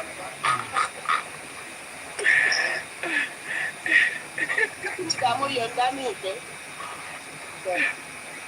Ẹ mọ ọkọ tó ṣẹlẹ̀.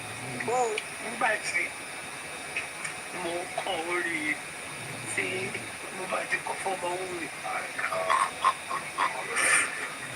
So nígbà tí wọ́n lọ sọ́dọ̀ supervisor máa lọ play orin tí mo bá di kọ́ fọ́mọ òun mi ni. So a day before the kẹrì èmi sì fi wọ́n ṣe yẹ̀yẹ́ pé tábà máa wí tán sí pé àwọn òmìnira sọ pé ó ní dádì gádà mọ́ ní òwe kàlùkù ni mo ní dádì ló dárúkọ mo ní kò yọ̀nà náà dádì yẹn kò sọ pé Joseph Alọba mo ló lè jọ kọ ìyá ẹ̀gbọ́n ló ń pè dádì. kódò lè jẹ́ bàbá anybody can be daddy. God bless you kò tí mo sọ ọ́ yẹn nígbà tí wọ́n á lọ ọ̀dọ̀ supervisor nígbà tí ẹ bá tún kílè nígbà sọ pé bí nǹkan fún bá ṣe mú mi sọ́wọ́ ni ẹ máa gbà mí ṣé mo ṣẹlẹ̀ ṣé ẹ̀ṣẹ̀ yẹn tó kíkan fi drag ẹ ṣàlàyé ẹ sọ tó ṣó tó kó drag ẹ kàn fi ẹ ṣọ́rọ̀ tí mo sọ yẹn pọ̀ jù ní tó bá má rè é sí àwọn ọmọ ẹ ọkọ tó bá fẹ́ dáàdì ló máa pè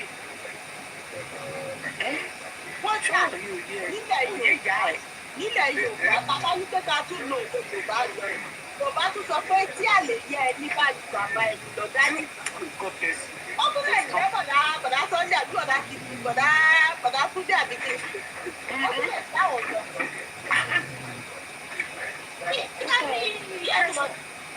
Pressure ẹ̀sìn sọ̀rọ̀ yẹn pọ̀ jù tí mo sọ. Ó máa ń pè é lẹ́tọ̀ ìjísọ̀ tó pọ̀ jù. Ẹ̀ṣẹ̀ fi tí ó bá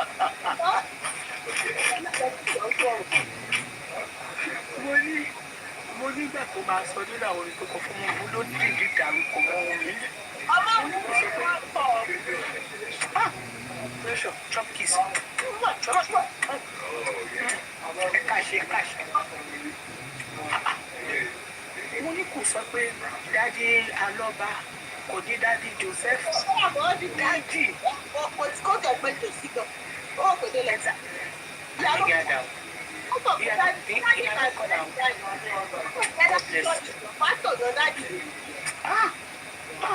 Pressure.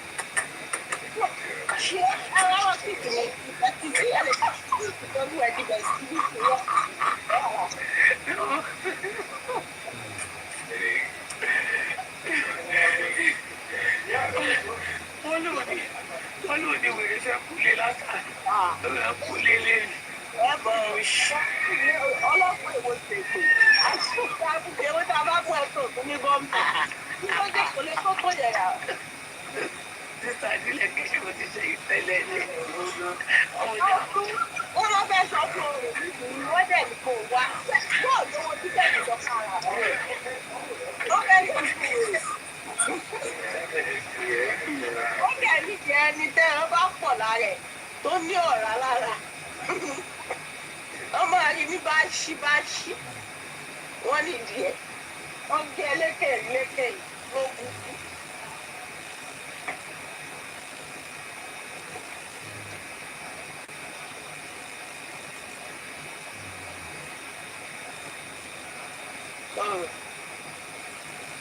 Ẹjọ́ tó lọ ewu gangan ló ń ṣó bísí dà lára ní gbogbo ọ̀lẹ̀ gbogbo ẹ̀ ṣáá ló bá kan adé lára bísí dà kí ló dé gbogbo ẹ̀ ló mú yóyó bí dàda ní wáyà dùn kí ló dé tẹ̀ ẹ̀kan ara tó tó yìí.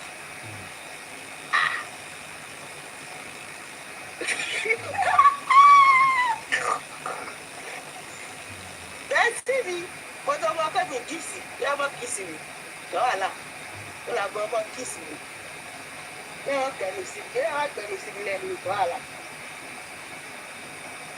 Kí ni mọ̀mọ́ tọ́lọ́ ládùúgbò làwọn àlùmọ́ wọn ní èmi ẹ̀ kìsì ní ti àkìsì kí ẹ̀ gbẹ̀rù sí mi lẹ́nu ìrọ̀rùn ẹ̀ tó bá wọn ti lé gan ò lè kìsì àwọn tá a máa lò nìyẹn yá ló kìsà.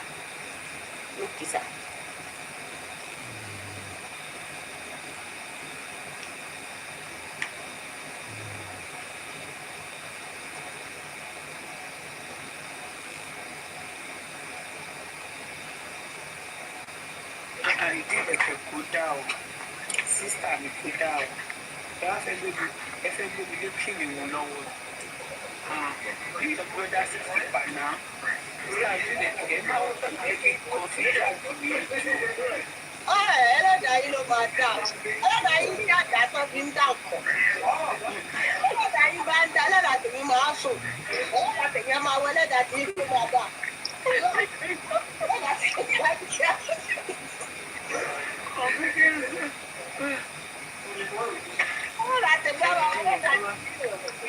wá máa mú èdè wọn. Tí a kéde ẹ má ṣe bẹ́ẹ̀ yẹn fún mi. Ẹ má ṣe bẹ́ẹ̀ yẹn fún mi o. Níbẹ̀ o, kí ni ìgbésẹ̀ gbogbo sọ? Ẹnikẹ́ni tí ìwọ ẹ̀kọ́ ṣòro yẹ kí n kọ́. Kò ṣe tí ò bá ní àná.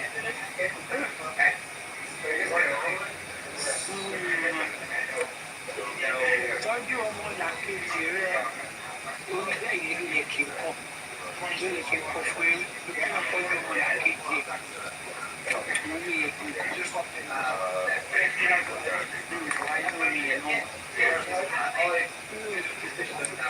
Olùṣèlógún ṣé bàbá yín ló kọrin fún mi? Lórí bàbá yín ló kọrin fún mi. Nígbà tẹ́ ẹ máa ṣe ṣó dárúkọ tàbí dárúkọ. Wọ́n kú láìpọ̀ bàjẹ́. Wọ́n á fi lókù lápọ̀ bò. Wọ́n á fi wẹ́kọ̀ọ̀dù ìyàwó fún níyà lápọ̀. Nígbà pílàpù. Lápọ̀ bọ̀ bàjẹ́. Ní ibi bẹ́ẹ̀ sí báyọ̀ pé èrè. Mọ confie my destiny. Ayọ̀ máa fi ní pẹ́sẹ̀ tó lọ ó pọ̀ ní platform. Bẹ̀sí mi ni confie ń gbọ́. Mo lè ṣe apààyàn ní òde náà òde jẹ́ tẹ̀sí mi láti. We are able to tẹ̀sí ipò bí àṣà láti ṣe àtúntò ọtí.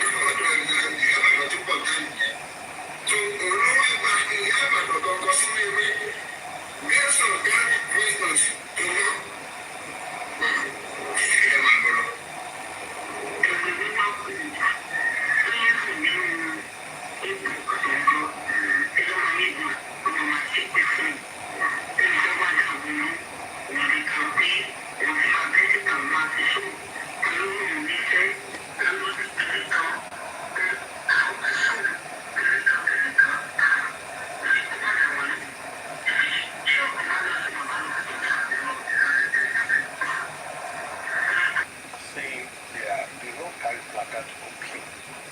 I just explain, just telling you what the reality of their life is. And a good chunk of them are like civil servants.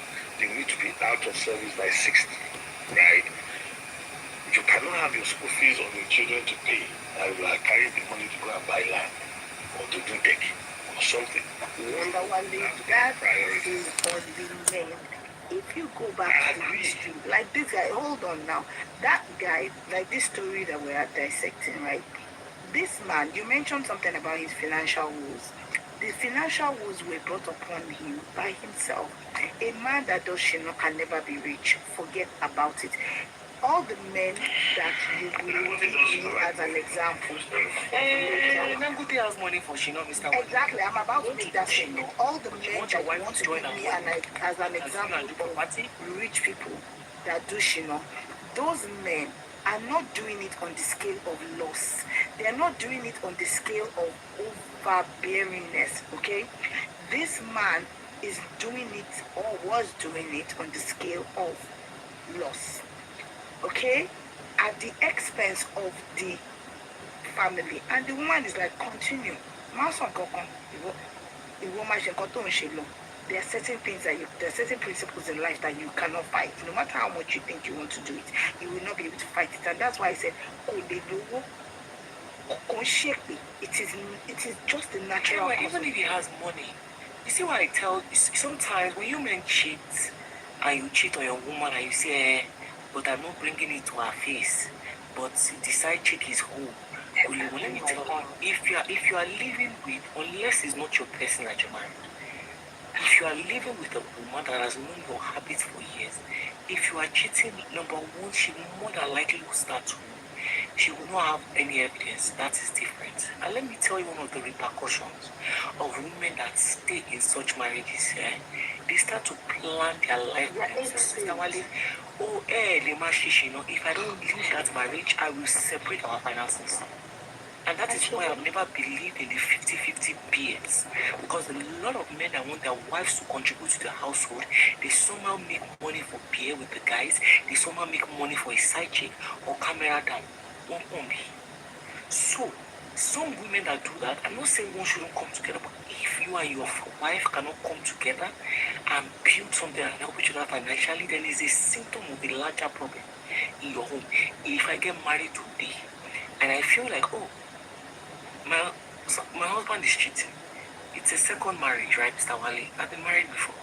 I don't want to live and if that is my thinking.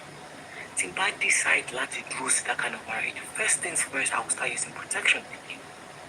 Number one, I won't go on prep because it's not me that will destroy my kidneys because I want to stay with a married man. I will start using protection.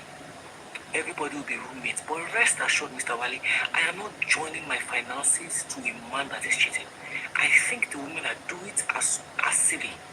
I rather keep my finances and start putting it in a trust for my children, because what is the guarantee that we'll build a house together and when that man dies, 3-4 children will not come?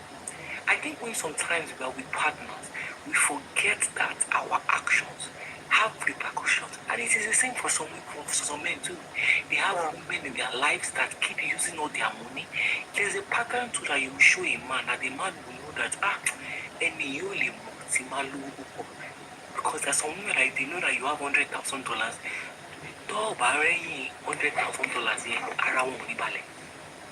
So if that man keeps money separately, Mr. Wale, I don't really blame that kind of person, because I will not work, and in the name of marriage, you will ruin me.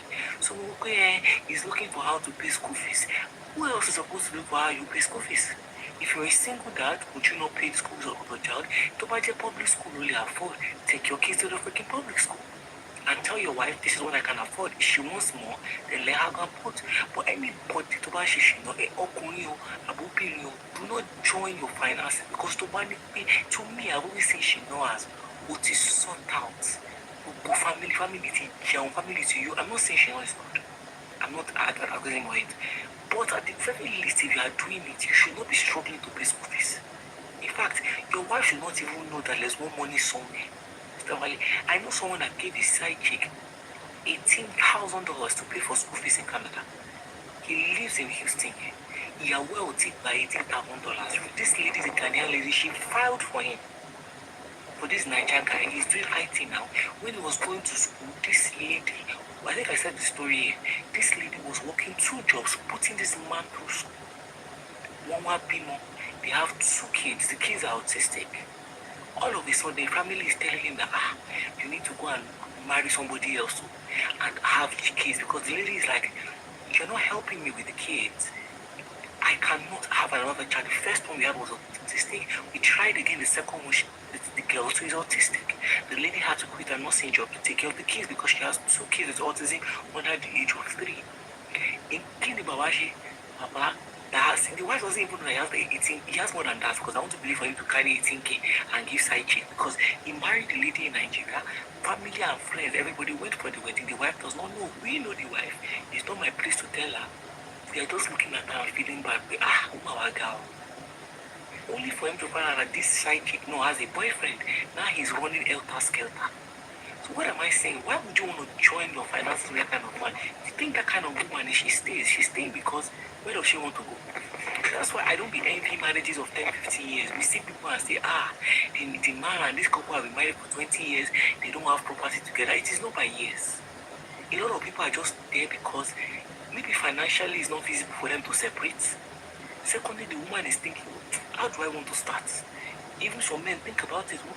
This one don't want to be by so I'm saying that sometimes our actions, and that's why I laugh when men who say, as a man, some women are resentful. They will leave you, they will let you struggle. In conclusion, Mr. Wale, I'm not a lazy wife. I work, I save. I can never join my finances with you. Because another woman from somewhere will come at one point. I use my tongue to count my teeth. So your please, I hope you have done your story. Share Mr. Ask Digital Tiso. Take care of us. I'm not being Mr. No, what is all no, let him talk. What's the master? No, let Olu finish. Okay, let me just round off so and talk. Do you understand what I'm saying? I'm saying that both male and female, the people that you are hurting with this ego, with cheating, with whatever it is that we are normalizing, and we think it will not have repercussions. See, I say this to any, if I will give a man the same advice. Do not join your finances with her. Put it in a trust so that if you decide to even divorce in 2-3 years, she cannot come and say she deserves 50% of any money. I don't care how long she has stayed with you. Contact a financial advisor, make plans so that highest where child support them as from Otito. Same goes for a woman too. If your nigger is sleeping around, please make plans to protect yourself. Can your match energy? And that's usually how some of the stories start. Do you understand what I'm saying? Our money, what will people say? It is not wise to do certain things. It is not shaking to shaking as a traditional man. Have we not checked back and looked at why is it that it's mostly blacks that we find in this kind of discussion of 50-50, somebody is traditional, somebody is not traditional, other races are doing inventions. They are scaling into IT, into AI engineering and stuff. And while our man is traditional man, traditional kinikon, that is where our body man shaky. The people that will not shake kinikon. There are people that are earning 6 figures that if the wife is earning 6 figures, they will sit at home. Woman change the diaper. Our man, for a man to change diaper, he must be that his kinikon. Whose diaper is supposed to change? Is it not my? It's not my. Is it my own child's diaper you change? You see, marriage, I feel that marriage is service. If you cannot serve who you are going to marry, be it male or female, please stay single. We have too many damaged people getting married. As a man, Shemomini leadership.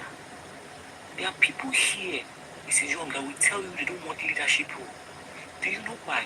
You are going to serve those that are under you. You are responsible for a lot of things. And when I was an assistant manager at a store, as a leader, they will come back call out. As the leader, I'm the one that want to do that shift. I don't have a choice even if it's my off day. That person has called, that person can decide what we Yes, but we just see leadership in marriage as you just want to be passionate. That's not what they call a leader. That's why some people will tell you that I don't want managerial position. Because you are accountable. If your direct reports are messing up, you go and meet top management and you explain to them why they are messing up. You explain why you are not doing what you are supposed to do, why you cannot keep your house in order. Mama, so leader, because you want the biggest pot of, you want the biggest meat in the pot. You want to be able to dish without any, live a life and don't marry. And when you should be up on 60 years like chicken. And you couldn't any problem. There are 70 a maruble into my doing yet to come. Okay, let me. I mean, you are a very intelligent lady, I must say, and apologies for cutting it. I will just take the thoughts I've got from where you dropped it, or where I jacked it anyway. You didn't drop it, that's where I jacked it from. You see, the thing is, I tell people, I was still speaking with a friend 2 days ago, as a matter of even yesterday, about this thing called leadership as a husband, to serve, to pilot the home. Now, it is funny how it is to jẹ́ pé ìgbà òun lórí tí mo ṣe sọ lẹ́kàn pé kí ni àwa ọkùnrin ṣe. That was on a lighter note, because we've seen cases where a man will say like, wo tí apá ò bá ṣe sán a máa kalẹ̀ orí ni, I'll take a walk, mo ṣe kí ni mo bá tèmi lọ.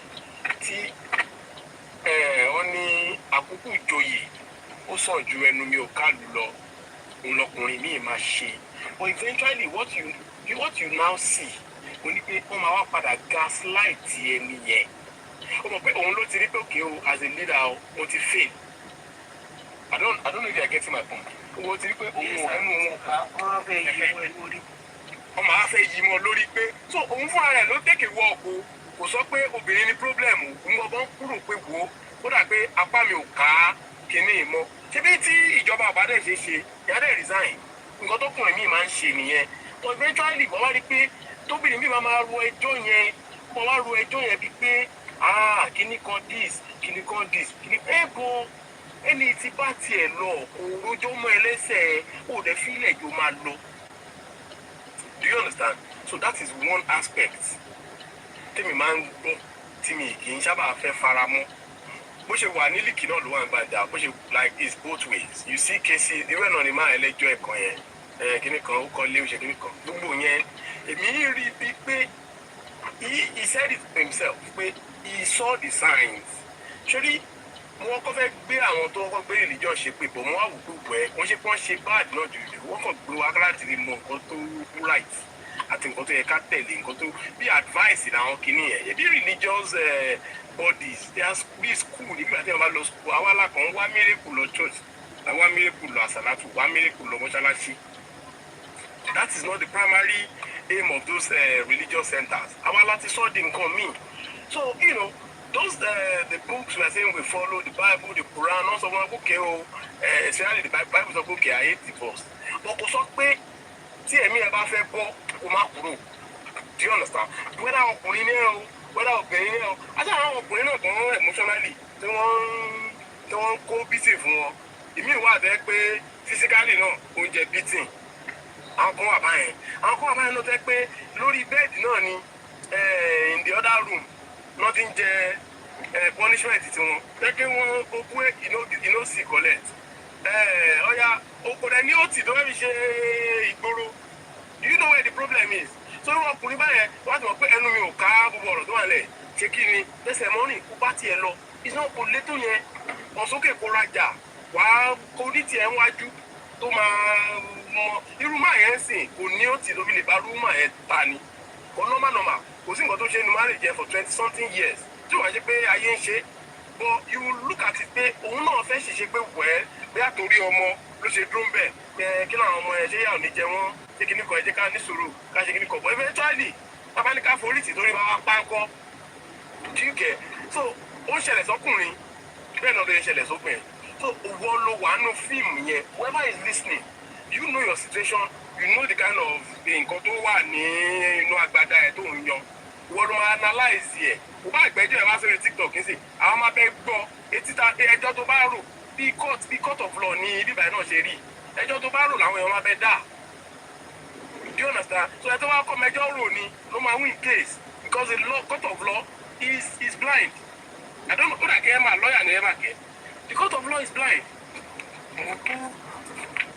so ẹjọ́ tẹ bá rò wádájọ́ ọ̀ fún lawyers náà bàbá yín ro ṣọmọ òkè ẹ̀yà tó sọ báyìí nǹkan tí george dẹ̀ máa dájọ́ lé lórí nìyẹn ẹ wọ ọlọ́pàá náà nígbà táwọn anáìjà ọ̀rẹ́ mi ọlọ́pàá kan sọ fún yín níwò láti dájú mọ̀ pé jẹ́jẹ́ àwọn ọlọ́pàá la máa jókòó ẹ̀yin lè máa lọ fa wàhálà ẹ máa wá pè wá nǹkan tí ò wá kàn wá la máa bá yín dá sí àdè máa bá yín dá sí a máa bá yín jókòó tì dáadáa so you see that jẹ́jẹ́ ni wàhálà máa dúró fúnra la máa náwó lọ mú òun ló dífá fún ọkùnrin tó ṣe kíni tó ṣe ṣìnà ọ̀ ló dífá fún ọkùnrin tó ṣàgbèrè ọ̀ obìnrin tó ṣàgbèrè tó ń ṣe ṣìnà so jẹ́jẹ́ wàhálà ń lọ ìwọ ló lọ wá o tó bá sì mọ̀ pé o ò lẹ́mìí ẹ̀ don't go close to it má sún mọ́ wọ́n tó o lẹ́mìí ẹ̀ bí ẹ yí why not àjẹ́ kó sínú omi ká máa kígbe òtútù náà kò sẹ́ni tó bẹ́ẹ̀ bẹ́ẹ̀ fà á kò sẹ́ni tó máa bú ẹ̀gbọ́n báwọn kan ṣe wọ́n ṣe jèrè àwọn yẹn kọ́ àwọn kọ́ dẹ̀ ṣe wọ̀n dẹ̀ ṣe débì kan fẹ́ pé ẹ̀mí wọn máa lọ sí do you get so it is not something that's why ìtumọ̀ sọ pé kò ṣe nǹkan tó yàn máa advocate fún because ẹlòmíì ṣe ó dẹ̀ máa jẹ lọ tó dẹ̀ máa bì happy díẹ̀ ẹlòmíì dẹ̀ máa ṣe ó máa jẹ gbàbọ̀ mbẹ́ẹ̀ ni tẹ́mi ẹ̀ tún lè lọ sí kí wọ́n máa gbọ́rọ̀ ẹ̀ lórí kí lorúkọ kọ́kọ́rọ́ alátẹ àbí nǹkan yẹn wọ́n á ní ọ̀yẹ́ abọ́mọ nàìjíríà sọ̀rọ̀ do you get so oníkálukú ni kò jókòó kó pe àrònú ẹ̀ kó pe ọ̀dọ̀fin ẹ̀ kó wá wò pé nǹkan tí mo ṣe yìí ṣé òṣì ni mo ṣe ní àbírànù so wọ́n ló máa define nǹkan tó ń ṣe fún ẹ̀ wá jókòó wá òkè nǹkan tó ń ṣẹlẹ̀ ní sàkánì tèmi because if you ask a lot of people not to ti kúrò ní marriage náà for one reason or the other the single mothers and probably the single father ẹ jókòó kẹwàá òkè ìgbà tí kó tó di pé kíní yẹn dàrú oníkálukú tó pín gàrí what would I have done better ẹ máa rí pé oníkálukú máa sọ òótọ́ ọ̀rọ̀ kankan fúnra wọn pé tó wá lẹ̀ kí nǹkan tí mo mọ̀ ọ́n sìn tó wá jẹ́ kí mo mọ̀ tẹ́lẹ̀ ni maybe I would have acted better. Maybe. We did have a time on this show that somebody did say, I think it was actually a guy and a lady, they did come up and say that if they could, they would have, like the man, he did acknowledge the fact that he would have been more patient. You see? But he wasn't. And that was his only regret, that if he was more patient, he would not have left his marriage. That's what he said. So we asked him that what wasn't he patient about. It was like he just felt that, you know how like they tell you, or society tells you, oh, that kind of thing. And he took it to head, and it was what derailed him mostly. So looking back, he would have just created like a fence around himself and his wife. And you know that it relates to this topic, Emma. Yes, because he said that the only thing that stopped him, because I asked, I said, why didn't you go and beg her? It was like that people, that his friends told him, why would you go and beg her? That you will find there will be one that will like you and everything. And that was the promise he held on to. Can you see where I test that conversation of Ego, Emma? Yes. So that promise that he held on to actually ruined his chances, because he had thought on his own, whenever he was on his own, he would actually toy with the idea of going back to beg his wife. But whenever he would just be like, you know what, I can't go alone, I want to go with somebody, the person would be like, no, God, kilo fellow, jab, shaking jaw, that they will find somebody, blah, blah, blah, and no relationship ever stood. At the time he was talking to us, he didn't have any, you know, he had not gone through any good relationship. And so I asked about his wife, and he said his wife was remarried. I said, oh, Tilo, so leave that one here, Tilo. So the woman's own was that she said that she would have, what she could have done better was maybe not hold a grudge. That she would have spoken up more. That was her own. That she just would just keep quiet. I'm not saying, but that the day she just moved out, she was just done. She was really done, and she just moved out. But that the guy, can I say something? Go ahead.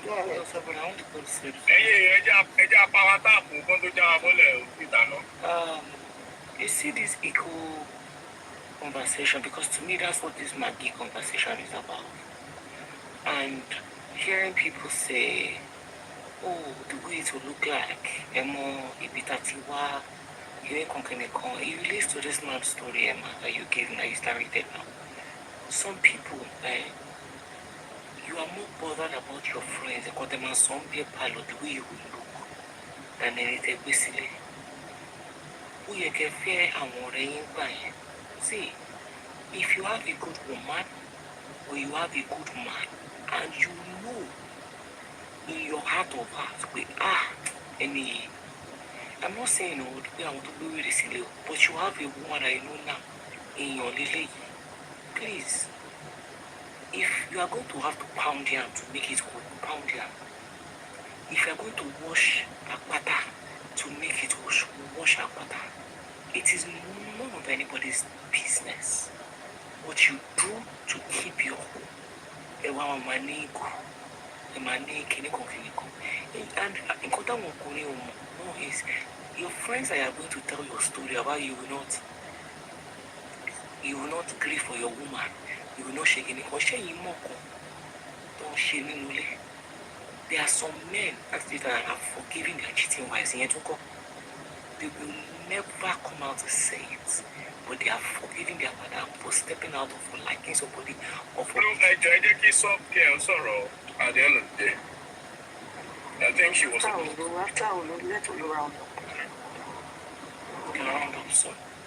So you see this ego of our neighbors worry me, or people will talk, right? They will keep quiet. And that's why I said, as some of these mentally leaders, if your friend in the beer parlor that probably doesn't have their life together, a neighbor down the street is who will sit down and tell you what will make your home good, then it doesn't make sense. In summary, like I said, please be careful the advice on social media will tell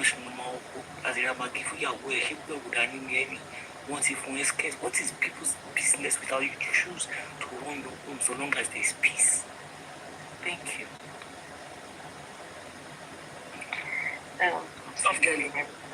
Nikki, sorry, after soft girl. I'm going to start from where we will stop. And it baffles me and irritates me when I hear anything I know you and I'm happy that I didn't start my movement abroad. At least for those 6 good years welcome in Nigeria. And I will say for a fact that Nigeria, when we had our daughter, Selene Molo, I don't know, K2, mom and dad, and K2 International, a very big church. Sherry, baby carrier. Some of this selling, I shall acquire a man white stopping in my book. Baby carrier, blue back, blue moon. Don't remember the church. I want your mamma go back, kill. It is not if it was going to take 18 years nutrition. There is nothing like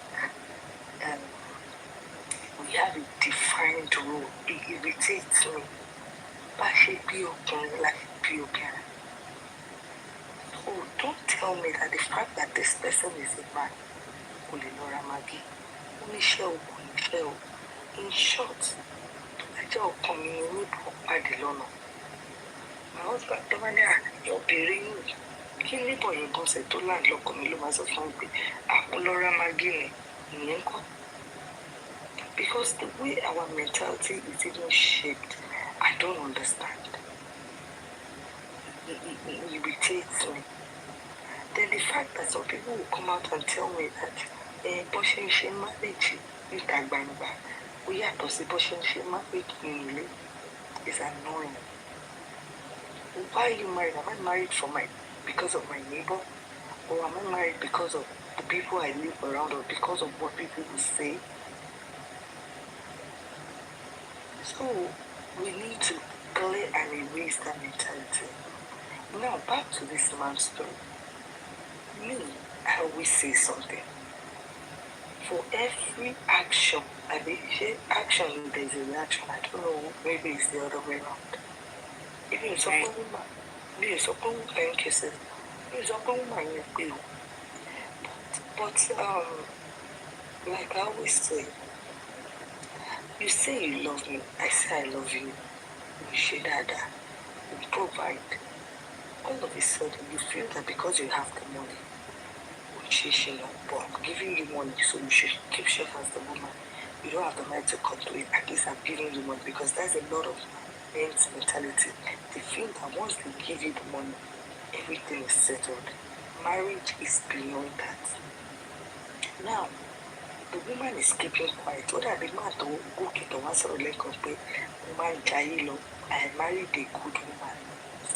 If you are listening to me, the fact that your woman is not complaining or move forward does not mean she's a good woman. You don't know what is inside of her. You don't know what she's planning. So the earlier for you, the better for you to take your ways and beg your wife if you've done torí pé ìpadàbọ̀ wọn, oh my Lord, oh my shocking.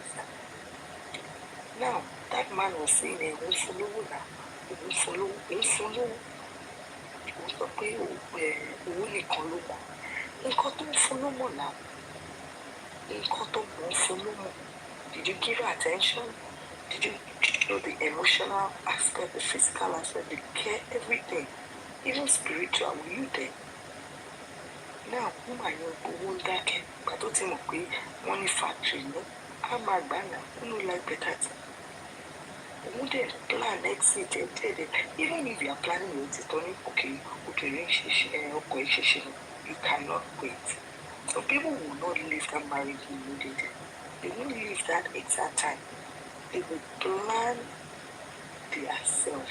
Who they think we planning to make fair calling of a plan, okay, taking too long in the renting.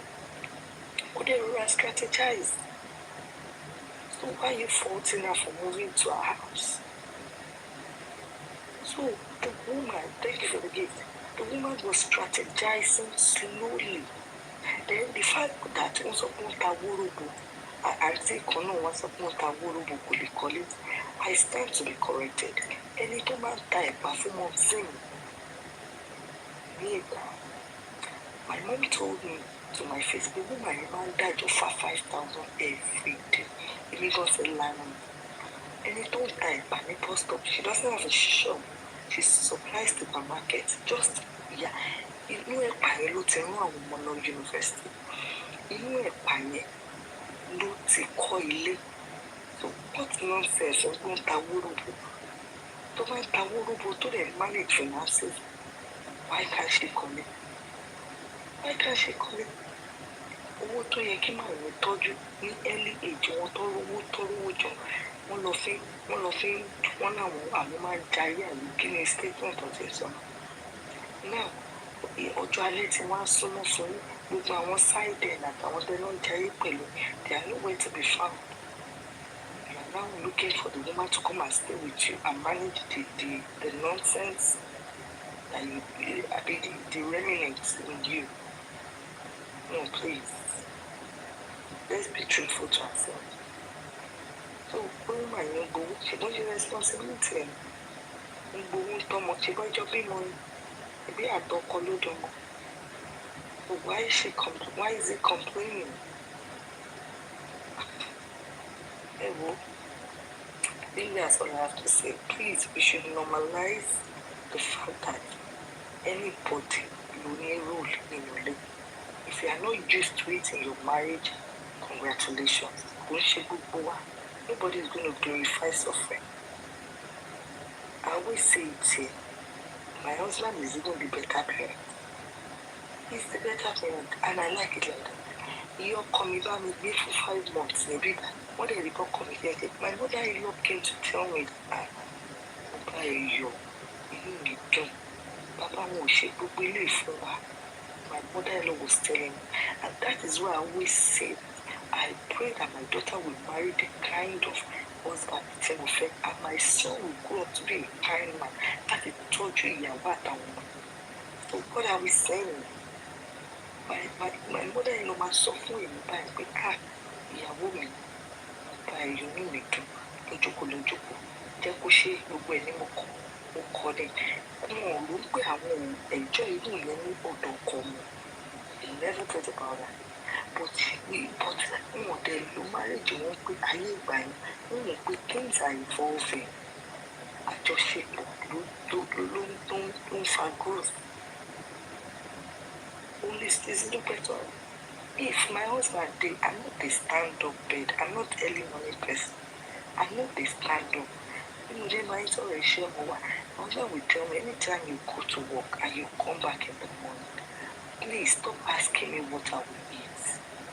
Don't worry, go shower, go check, or prepare what you want to eat. If you're baking, I want a lot of shade, you know, live in your one cup.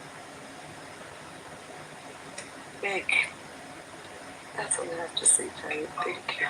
And share soft together. Thank you. Man.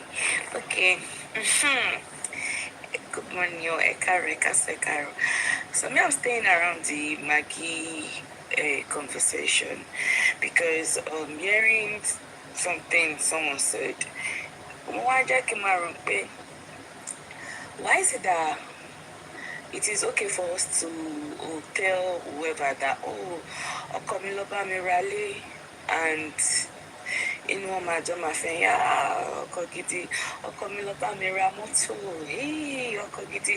Why is it that the Maggie ni àwọn kan ti ń draw line? Because if àwọn ti wọ́ wá, you understand? Because if ìyàwó lè sọ announce tọkọ ọkọ ẹ lọ́wọ́ ra lé fún àbọ̀kọ ẹ lọ ra mọ́tò fún, why tó ṣe jẹ́ Maggie ni àti wá mú mákàtà wá ń draw line? And I kind of feel, even if that is the culture, most of the men don't take that basi. Like, we unlearn so many things. That was tabati shape. Because me, I'm speaking, the kind of father that I have, my papa, if you go out, come up only call tomatoes to fresh, or marawali. Àti ewedu, àti japa, that's mocking here. Do you understand what I'm saying? So it's something I have seen my father. That kò sí Maggie brand ti dájú mọ̀ kì í ṣe pé anybody run bàbá akọ̀dé àná mo rí olórí mo rí ẹ̀fọ́ yìí tó fresh mi ò lè jẹ́ kó waste mo dé lọ rà. So I just ẹni ayé ò lè tó gbogbo bí a ṣe máa mú ọkùnrin kìíní. I said it in the comment section pé God, I no go may God never let me marry a man that his ego is tied around Maggie pé okay.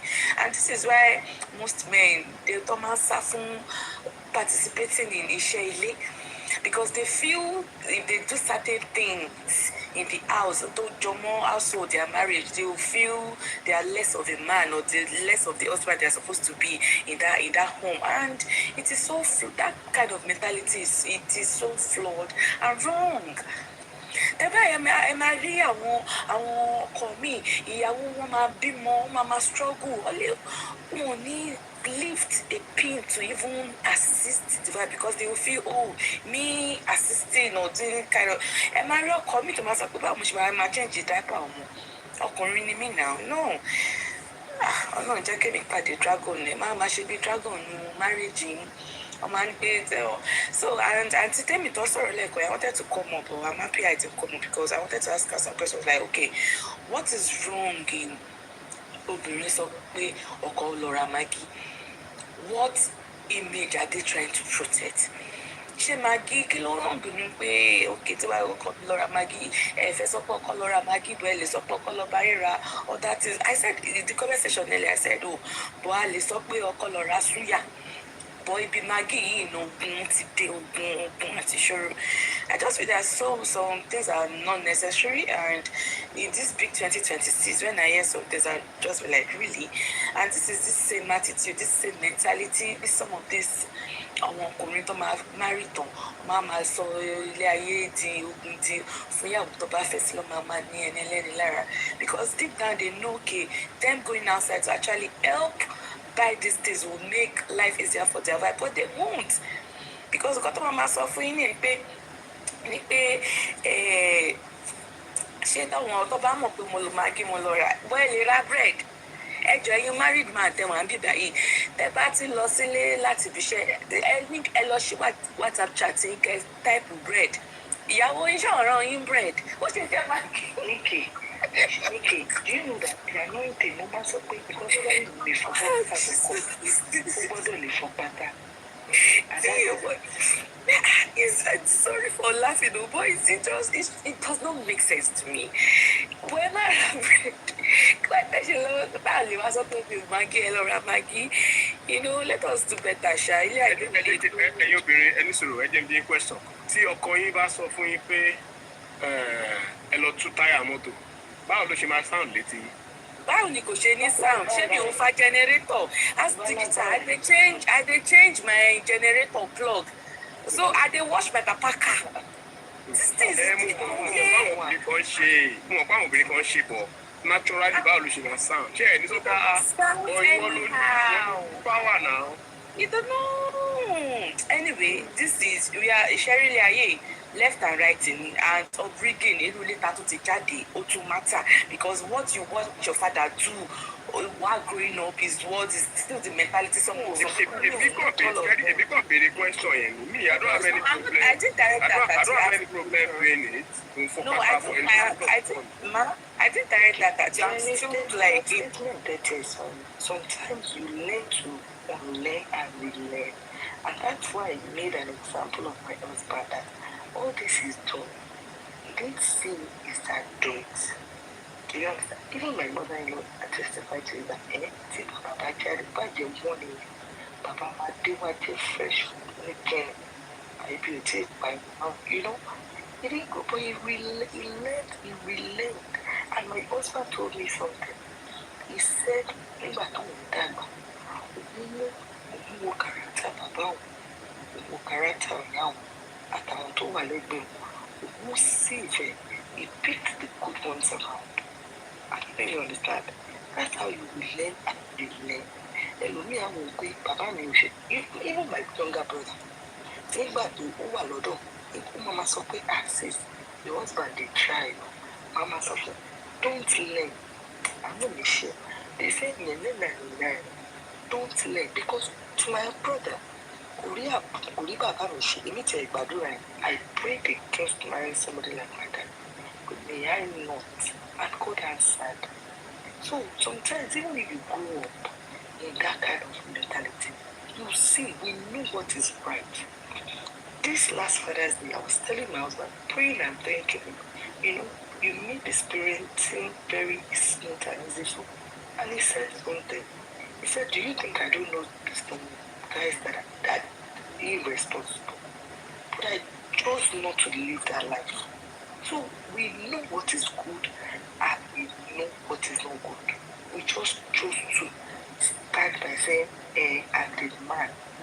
And Sherry got to man is sorry to God, you say, oh, believe me, woman will know. Because oh, be shaking and follow and got to man.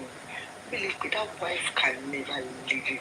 Pé gbogbo jayé yẹn tó ń ṣe, ebi ó ń rí mi, ó dẹ̀ ní òkú sọnù. Play. Do you understand? So as I was speaking and going, bí mo ṣe ń sọ̀rọ̀ lọ, so it's not, well, for me, Sha, it's not that deep, Sha. Because let me now go back to my dad. He's saying he do all that thing. I didn't even dip any minutes to it. So it actually still did help him. My dad knows different kind of the two different route.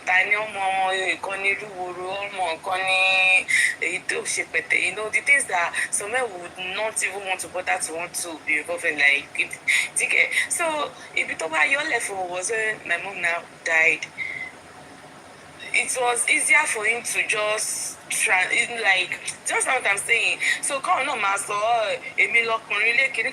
because ìgbà tí àwọn wọn ti kú, àwọn máa ti dàgbà kí mọ́mì tó kú, so gbogbo àti ẹ̀ ti scatter gan kó tó ti pé mọ́mì gan tó kú, so to a certain extent it was just him. So this man would agoma pe that time pe that ibo le ma gbo that ibo le wa ọbẹ̀ kini kan wù mí jẹ wọ́n lọ àwọn wọ́n náà jà lọ ra ticket. So when I now hear things I'm going but anyway oníkálukú náà wọ́n rà Mrs. T mo fẹ́ wá bá yín ṣe fàájà tẹ́lẹ̀ ní ṣùgbọ́n mo máa postpone ẹ̀ ọjọ́ mi tá bá tún sọ topic ẹ̀. Then mi ò gbọ́ story mi tí ẹ̀sọ́ tí Maggie yẹn ni mo kọ̀ wá sókè tí mo wá sí. So ask digital, can you buy Maggie? Can you buy Maggie for your wife? Èmi mi àdé buy anything kí ló kàn mí. Èmi gan-an lọ́dọ̀ tí èmi ò máa gbogbo kíní ẹ̀ àwa ń tiwa mọ́ tí mi máa sọ pé wọ́n fẹ́ pọn ru àmọ̀là, wọ́n fẹ́ pọn ṣú ẹni tí wọ́n bọ́ sí ìdílé kán ro. So that was how we got to learn all those things. So it wasn't even not a big deal at all. Ọlọ́run tó sọ ayé ò le, àwa la máa ń le, because there are some things that I just feel it's not deep. It's not deep. I'm coming. Mr. Wale Mumbo, Ejemadu. Then I think àwọn ọkùnrin tó jẹ́ traditional men ló really máa ń really take. The boss brain, the bá bá mi bí tí mo ti ń pọ̀ ìfún ẹran, ẹ máa sá lọ, ẹ máa wò pé àṣọkùnrin ló pọ̀ fún ẹran wáyé. So for you just to know, all those things don't be anything. Mr. Wale, FSO. Mr. Wale. Yeah, so I wanted to just say this, right, that is it a big deal that a man goes to buy Maggie, right, for a wife or for his family? The answer is no. It's not a big deal, right? We have for bathroom, it's not a big deal, right? But at the same time, we are not all just the same, right? I find it difficult to understand why people don't understand that there are just there's a vast majority of people that are totally different from who you are or how you look at the world. You understand? I'll give you one very good example. I live across 3 cities, right? Atlanta, Abuja, Lagos. And I have a home in those 3 places. And because I'm hardly ever around in a place per time, I encourage my friends, if you're in Abuja, you have something to do, you can stay in my house, use my driver, stay in the house, because I'm really there. I'm there for literally 3 weeks, 3 months in a year. You know, so the house, for really man need that or something. So I encourage my friends to do that. So a couple of one friend of mine from the UK came around one time, and I have a cleaner that comes 3 times a week, and her duty was just to clean and get the hell out. As in, like nothing else, just clean. Just want the house clean, then put your way. So I have this guy. Zippo came stay in my place, and his wife is not there. My own wife is not there. We're just 2,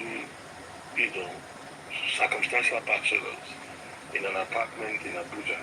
So we buy food, put in the fridge, I want to eat. I don't want my food. I dish it to myself. Eat the food. Go wash my plate. Except it's the day that the cleaner is around, then she gets to wash the plate. You know. This friend of mine, the first thing he said that shocked me was, but the girl they come every 2 days. Now I'm going to wash the plate. I kept quiet. Like, so you're going to keep the plate intentionally, right, till tomorrow because the girl is coming tomorrow. It kind of makes some sense, but it doesn't make sense to me really, you know. But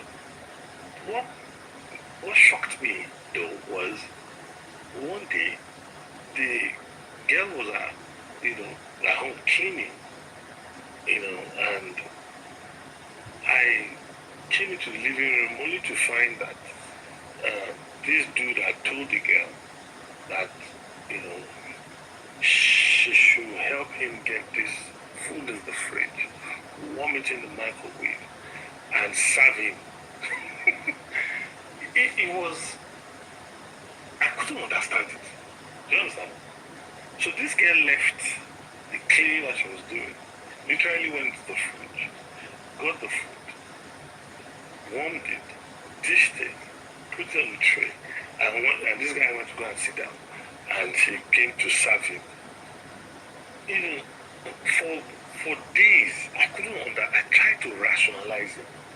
Number one, I don't like people that I do not, the word is not trust, but, that I don't like people that are not appropriate to touch my food, except I'm eating in a restaurant or something. But I noticed that thing meant something to that dude. I don't understand it. But he is like that.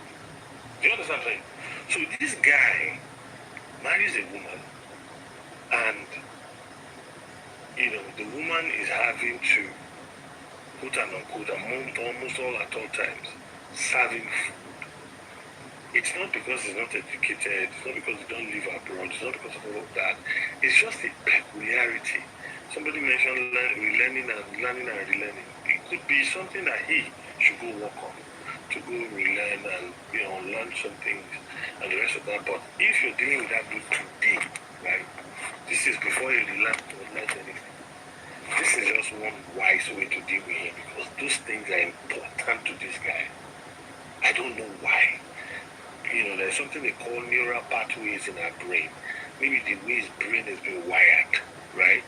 It does not feel like he's eating, except it's served, probably. So people are just different, and the things that make It does not feel like it's served if they don't. It does not feel like he's eating if it's not served. I said, I understand what you're saying. Okay, so that same brain. It was like a movie to me, Yeah, so I understand what you're saying. That same brain that feels like that. That same brain that feels like that can also feel otherwise and realign. That's where unlearning is. Do you get? Because if you were ever imprisoned, right, you will have to realign yourself to understand that there's regimen, there's a routine that you will need to follow. Nobody, like, see, let men, especially, not even women, no, I'm not even saying especially, men, let men just come to the acceptance of the fact that you make rules as you go because you just want to feel superior.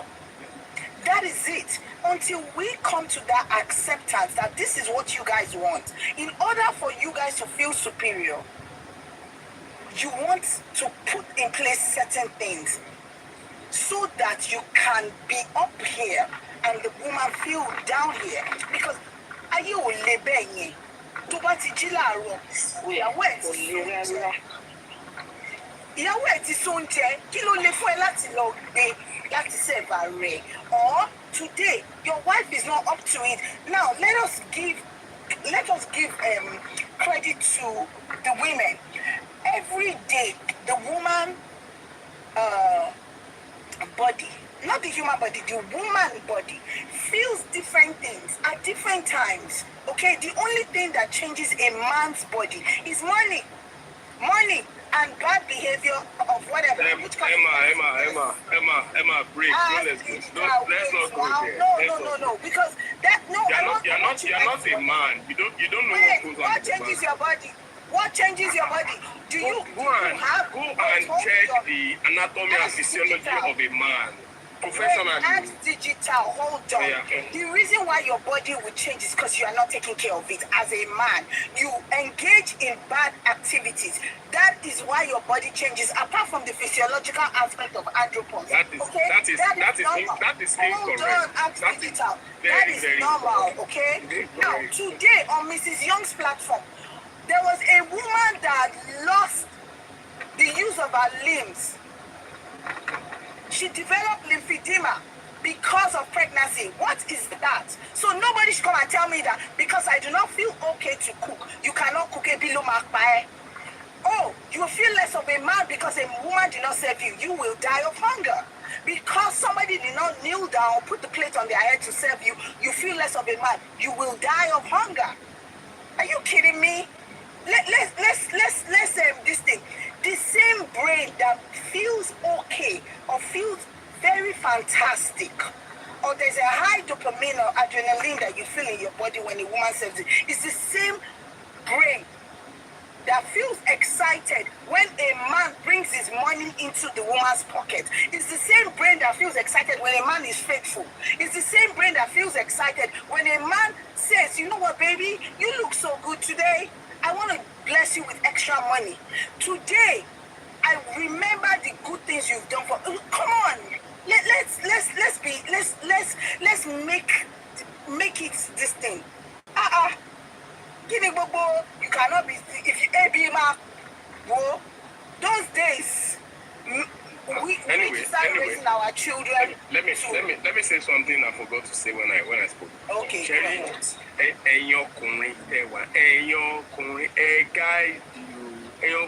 guide you. I remember the story now. It's the story of a close friend of mine. Unfortunately for me, they saw a shitty away so for me, they saw for him. You know why? You don't follow back ground. Or let me they saw for me. You know that thing called okay, a minimum, do you understand? Being more to leave me. Or let me suffer me as a right being for the shell. Yahweh, what could you be? Raja Muma, she gave him a passy or any. Am I poor? Kilo Rashele. Okay, and I told her, I said, well, you did the right thing.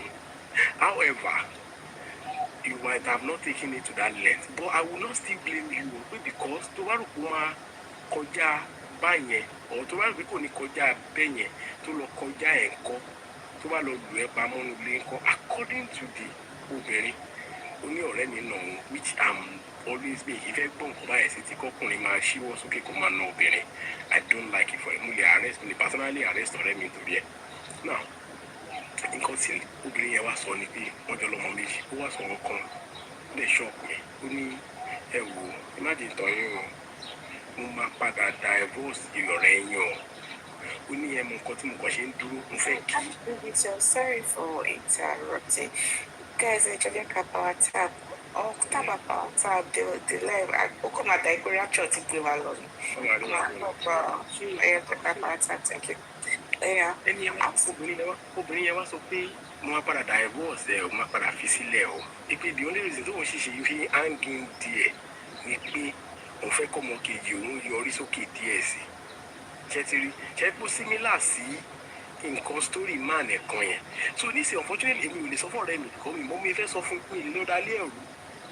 Check get the customer so he let me already was in leg. When we or not sure so you will move up a shape of exit long. So if you're a kidney, you're a case post corner, come around boom the pool, or not buying your dream or anything. Advice or any commercial data. More advice about you, yes, she might listen.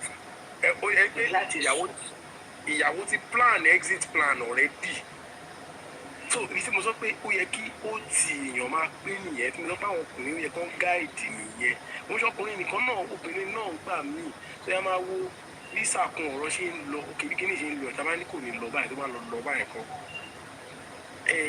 ọ̀rọ̀ yẹn ṣòro sọ ó mọ nǹkan tí mò ń sọ ìwọ̀nba kékeré tí mo sọ fún kíní gan-an níṣẹ́ kọ́ ní ìyàwó tó lọ padà lọ sọ fún àwọn kíní yẹn ọlọ́wà ẹ̀kọ́ forí yàn fagbọ̀n èyí ń dá sáàrin ọkọ àti ìyàwó èmi mi ò dá lọ́pọ̀ ọkọ̀ wá bá mi tó fi wá sọ èyí tó sọ fún mi so èmi ò wá advice ọkọ àti ìyàwó mi ṣe wáyé.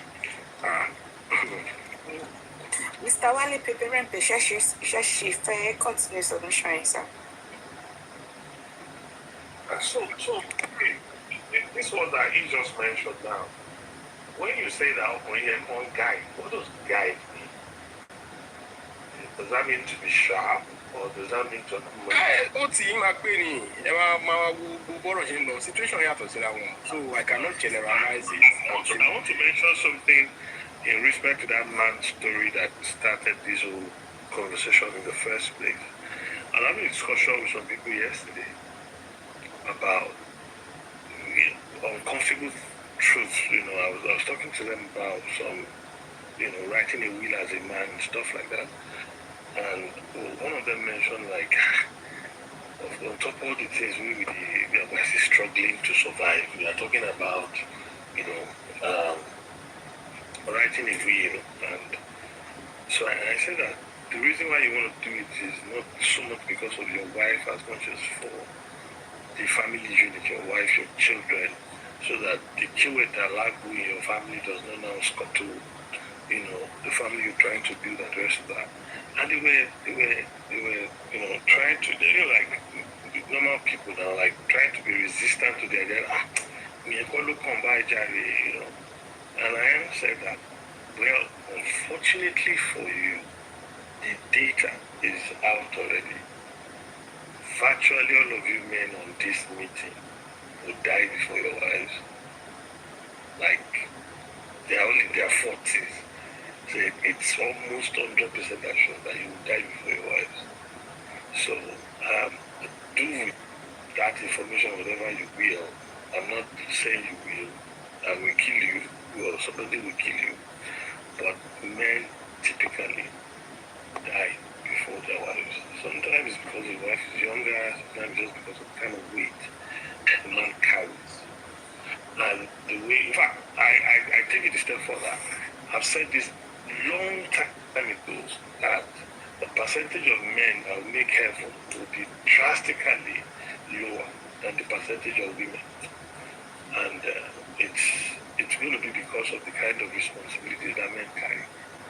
And the weight of those responsibilities make them do things sometimes that cross the line, from lying to stealing, sometimes from stealing to doing, to bend rules and the rest of that. And if the judgment of God is what we understand it to be, let me just put it that way, on the side of religion. Mr. Wale, I'm sorry. Mr. Berry, báwo lẹ ṣe mọ start percentage ọkùnrin tó máa lọ sí heaven àti obìnrin tí kò ní lábẹ́ tó máa lọ? I'm talking about, okay, so let me put it this way. If you have to, okay, so I was talking about a concept that I saw when I was working in the National Assembly, and I was relating with a lot of civil servants and seeing how virtually every single one of them, except mostly for women, have to steal. They have to bend the rules to be able to pay their bills. We caught people that were stealing paper, this paper, copier paper, right? What do you call it? Printer paper, right? The ones that couldn't find bundles to steal, they would open the printers and, pull off whatever it is they can grab, sometimes to go and sell. And we had a wide discussion about why. So we're looking at their salaries, right? Looking at it's a family man, he's got children, he's got the wife, he earns 60,000 a month, he's got 2 children of 3 kids, how is he going to survive? So, from my own private office, photocopier, printer, we had the black market, National Assembly, to bring it to the black market, we buy it. Some of my friends bought cards from honorable members that got broke and the official vehicle that they don't even have papers for those vehicles. They sold it out to a third party. One they don't forge away, one motor I get one paper from one police officer somewhere. Then they will tell the person that body don't ever drive without a blue chat, so that you have never checked. What I'm just trying to say is, in the bid to provide for their family, men do a whole lot of things. Sometimes they don't even get to say it at home. They don't get to say it at home. We know men that are actually sleeping with sugar mummies because they want to be a responsible man, literally speaking. So I'm not saying this as a serious statistician, right? I'm just saying from observation of the weight of responsibility and what it makes men do, that if men are judged morally, the way women are judged, in most cases, Mr. Wale will be found honest. Let me share a different opinion contrary to what you're sharing. Share more reason to be only enter Koni Ikatoshi, Ikatuan. Check it. So whether it's not a gender-based thing, whether you are a female or you are a male, into my jinko, into my jali, into my she Iran machine. Check it. I understand your standpoint of view. Most of the cousin Mikoni last week, you know what I told him? Only look, everybody, the one I just said, can you come and come shovel? Everybody, my people, come shovel. Ask Benita, I'm going to interrupt you too. I thought we were going to ask Mr. Wale if you are part of the percentage of men that will make it. No, I mean, not around. So, I want some focus of money. To answer that question, I have made it clear here before that everybody will eventually go to hell. Because anybody don't need what is going to take you to heaven as a Christian will not get you to heaven as a Muslim. And what you get to heaven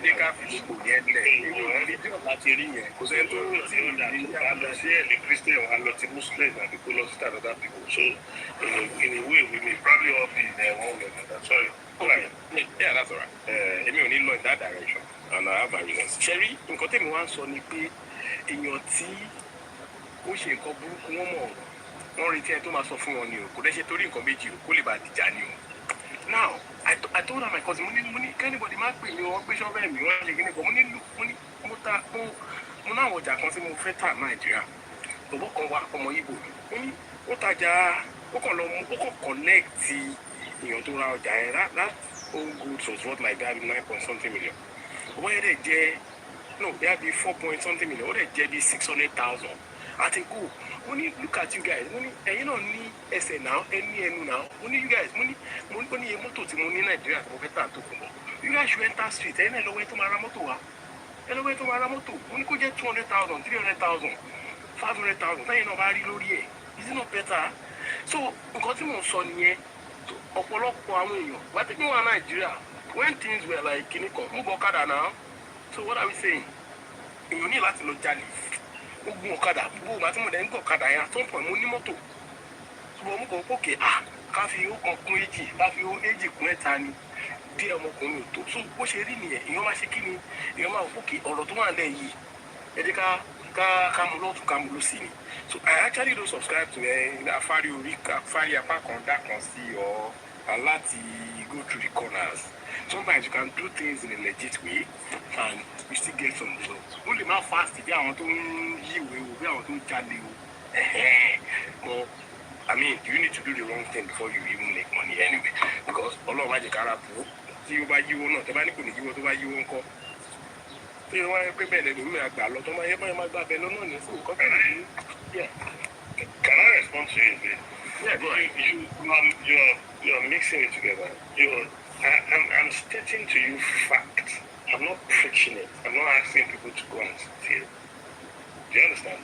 I do really. I get your point. Ibi pé àwọn ọkùnrin ló ń ṣe kíní steady on my side, right? One child is steady on my side, right?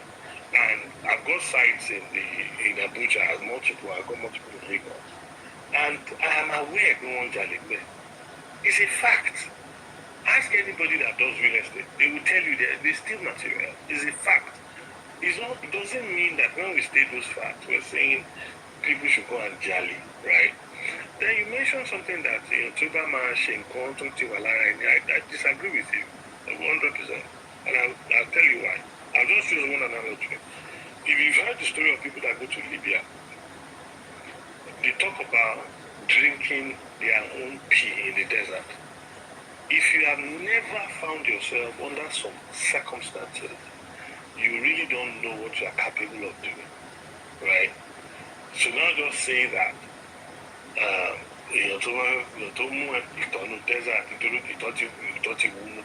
no. There are some situations that just make people. I have met one man, he's dead now.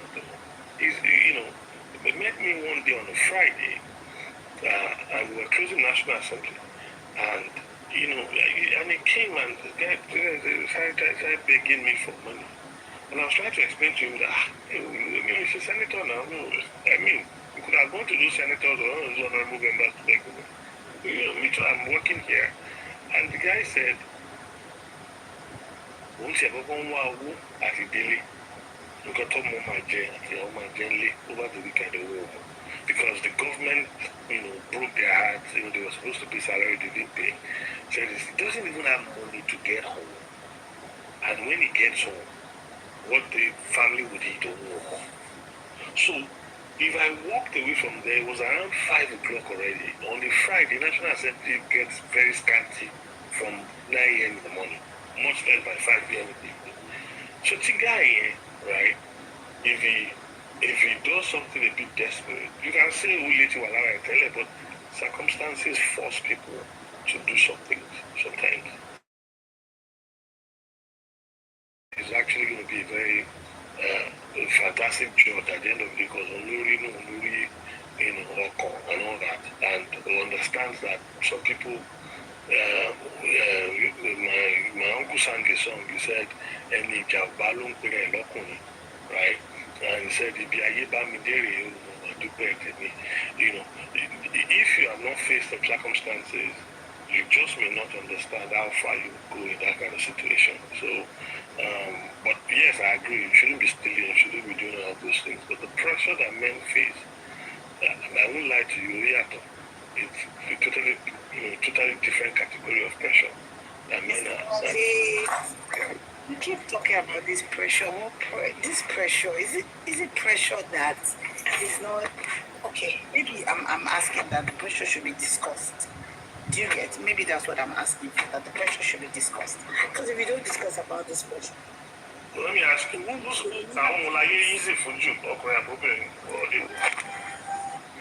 Are you easy for Barry? Are you easy for Barry? The question you're asking. This pressure is too much, but you still go out and do Shino. Take by me.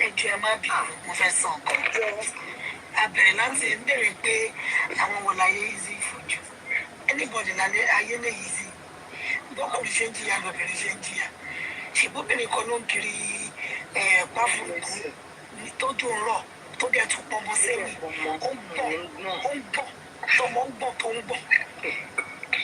Ó pọn ọmọ nínú ojú, ó ń kiri gbogbo tí ó tó 3,000. Ìyá ń jẹ́, ó sì àyè tí pressure lè bà. Ìyẹn àkọ́kọ́. Ṣẹ́rí kejì, téèyàn bá sínú situation ẹjọ́. Nígbà tí kọ́kọ́ lọ sára nítorí orí àwọn ọmọ yìí ò pé. Ẹlẹ́rìí ó ṣètò orí kiri. Ṣé à ń nà mí? Ẹ má bínú o. Èmi ní problem kan, kí dẹ́ ní problem. Tí nǹkan kan bá ti ṣe é, you can't really say. I disagree with that statement. Even illustration got I get the one thing. Illustration got there so kò follow, kò work. Ọlọ́run illustration yẹn kò work. Ẹni tó lọ Libya ní ìsìn ìwọ tó lọ Libya tó mọ̀ pé kí ló ń jẹ́ aeroplane kó ló fẹ́ gùn lọ Libya ó mọ̀ pé nìkan tójú ẹ̀ máa rí ìwọ tó fẹ́ gba desert lọ Libya wọ́n ti sọ fún ẹ ọgbẹ́ni ọ̀nà tó lọ bí ẹni tó fẹ́ lọ Spain ni tí ò ń wọ aeroplane ṣé kò mọ̀ pé òun ọ̀nà ikú lòun fẹ́ lọ là. So you have the choice of I am not going or I want to go. So ìwọ tó ń lọ ó ti mọ̀ pé ojú ohun tójú bá rí mo fara mọ́ ni. So you're making it seems like people don't have a choice, that's why they do what they do. No, saying that I will blame people. I have found myself in situations that I've blamed myself and I don't want people to make that mistake. I know what I'm saying, and this is not about somebody speaking as a saint. I am speaking as a sinner. I'm not speaking as a saint. I would not say because I have been in a situation.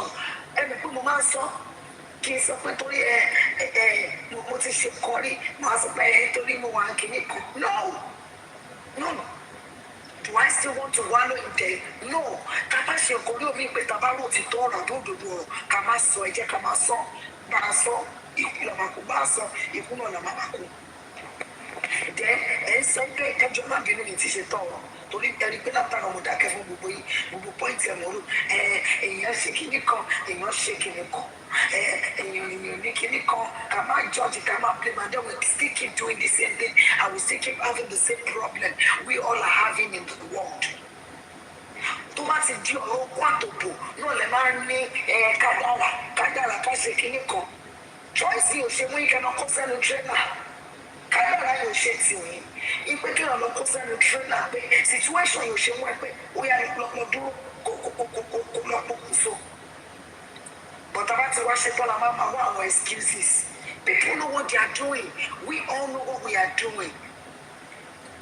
But continue to deliver every point in must be act. Nǹkan tó dẹ̀ fẹ́ ṣe, nǹkan tó dẹ̀ fẹ́ ṣe, nǹkan tó dẹ̀ fẹ́ ṣe. Bí mo ṣe wà máa sọ, bí ilé ṣe second wife, màá yá single kùdì. Bí mo ṣe wà, nǹkan bí ìfẹ́ kí ẹ̀kọ́ tó fẹ́ ṣe ní ilé ṣe second wife. Kò kú ṣe dọ́dọ̀. Kò ṣe dára pọ̀jọ́kọ́ bí olùkọ́ òyìnbó dẹ̀ ti sáyé dẹ̀rọ̀ wọ́n rún ní rọ́bà wa ọ̀pọ̀lọpọ̀ young boy àyọ̀ǹgẹ́ kan tẹ́ẹ̀jọ́ márì tó bá yẹ kó fẹ́jọ́ máa kùnú bọ́ ọdí ara yín ni ẹjọ́ máa kùnú bọ́ ọdí ara yín kí wọ́n pòkè ìyá ń dáwọ́ bàbá ń dáyọ̀ ni rather than we be coming and be giving this excuse kìnnìkan then our African men because I heard when we get abroad, we westernize things, we shake in it. Oh God. And yet, in the one school of 40, it is either one, you grew up from a household where you are taught nothing, or two, you are a lazy person. And it was one or two, it is either you grew up from no.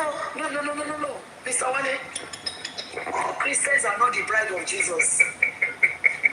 Emmanuel Benye, the 10 virgin, parable of the 10 virgin, what's the call? Parable of the 10 virgin, it's a call. Anybody when you won't dear me, should be wale because they were prepared. So anyways, back to what I'm saying, you kakakeno jaya wokage for or ya woketa, Maya single. In fact, people should support me if I'm not anything mojulo, Maya no moti mojulo, to jay young boy, to jay you a young girl, okay, making fair. You can support me fair, you don't just second wife for you, look, and the third wife will make sense. She want in your corner, and your corner, any problem, and your corner, you know me. Torí ẹ fẹ́ ṣe ìṣekúṣe situation ní ẹlòmíì wá kì í ṣe pé ó mú láti fẹ́yàwó méjì nǹkan tó kàn ṣẹlẹ̀ ni pé kádàrà orí bú mi ìwọ tó mú ọkọ ẹ fẹ́ ṣokó wà ní ṣòkòtò ọkọ ẹ máa gbọ́ soft gẹ̀dẹ̀ orí ọmọ ẹ máa bí kádàrà ẹ ṣe ń lọ soft gẹ̀dẹ̀ ẹ máa bọ abẹ fáńgẹ̀ báwo ni àìdè kí ló ṣẹlẹ̀ afa fún mi nọ́mbà ọ̀tọ̀ ló gba nọ́mbà yẹn send the recharge card wá send the recharge card kádàrá ẹ̀ náà ló ní kó máa send the recharge card ẹjọ́ mi Sanurudeen kò sẹ́ni tó bá yín wí tó bá jẹ́ way of life yín àbá yín jiyàn wàhálà tí yín nìyẹn lẹ́yìn tó bá ti wá ṣe ẹmọ gánà ṣẹlẹ̀ ẹ̀rọ kí ló ṣe ohun ẹ̀dọ̀ kádàrá ni ẹ máa gbọ́ kádàrá ohun ẹ̀dọ̀ kádàrá yóò sọ fún mi pé abort mission kò sọ bẹ́ẹ̀ o kí ló ṣe ohun ẹ̀dọ̀ owó ilé mi ni jàre mi ti sanwó ilé òkèèrè bẹ́ẹ̀ wá change kan kádàrá náà nìyẹn o kádàrá ni èdè báwo ni ó lè jẹ́ ká pàdé lẹ́yìn bí láti má pàdé mo sá fún ẹ tó àbájá wa lọ mo sá fún ẹ tó ẹ bá débẹ̀ kí ló fẹ́ jẹ́ náà ní à ní ìní pẹ́ bíbá yín ẹ̀rún ìní pẹ́ ẹ̀rọ ni o ẹ wá bẹ́jà àrùn kádàrá náà ló ní kẹrẹ jà ẹ wá ra gold badge ẹ̀yìn á mú gold badge òun máa ra òun lè mú smile off ẹ̀ẹ́dẹ̀ bá ti wá mú tán kádàrá ẹ̀sẹ̀ ẹ̀yà àfààní kí ló ṣẹlẹ̀ ẹ̀ ká sáré wọ yàrá ká kọ́ lọ́nà ọ̀rá ká sọ̀rọ̀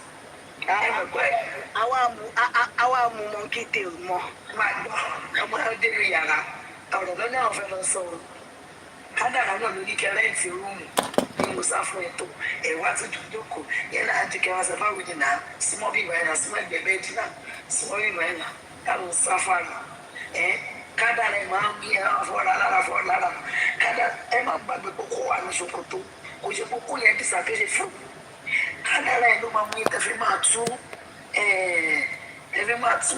àdéhùn sí àwọn gbèsè àjì ìgbìmọ̀ kádàrá ẹ̀ ló máa mú yí ìtẹ̀fẹ́ máa mú fisa wá ní ẹjọ́ mi rẹ̀ ló máa jẹ́ kẹ́ tú belt wọ́n ti wọ́n tú belt kádàrá ẹ̀ ló máa jẹ́ kẹ́ tú zip ẹ̀ mọ̀ pé lẹ́yìn ìṣòkòtò ẹ̀ tó máa wọ̀ kan sábẹ́ waist is called boxers kádàrá ẹ̀ ló máa jẹ́ kẹ́ bọ́ boxer ẹ̀ máa wá yọ owó kádàrá máa mú ọwọ́ yìí lẹ́ fi gbókó jáde kò ṣe pé ẹkùn yòókù ẹ̀ mú ọwọ́ ẹ̀ fi gbé jáde wá ẹ̀ gbé kó yẹ wá ṣì kádàrá náà ni wọ́n ní yá ní àmú okó mi òun yà máa ń mú pé ìrìn yìí ṣe é kàn máa ṣeré mi o tẹ̀fí máa tú gbogbo ẹ̀ bọ́ kádàrá yìí náà nìyẹn a lè ṣe èyí tọ́pìkì mi sáwáyé a lè ṣe èyí tọ́pìkì tá a máa kú lé lórí tọ́pìkì tá a máa fi kó ìtẹ̀lẹ́ kádàrá lọ. a lè sọ̀rọ̀ Tinubu.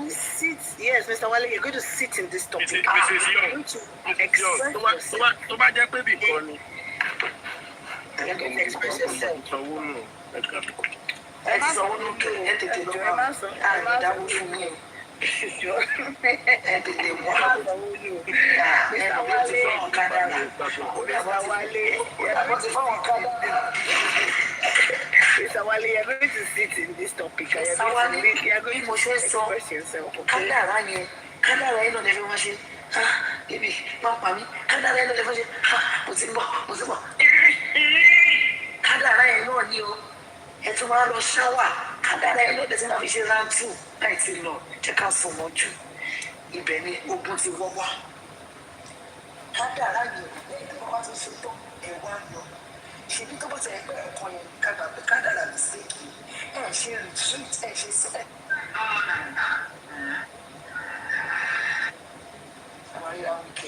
kádàrá yẹn ó ti lọ nìyẹn.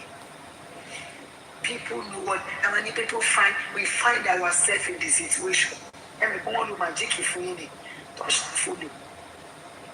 And Miss, I want to correct one issue. Mr. Nuruddin, our parents, our forefathers never had better marriages.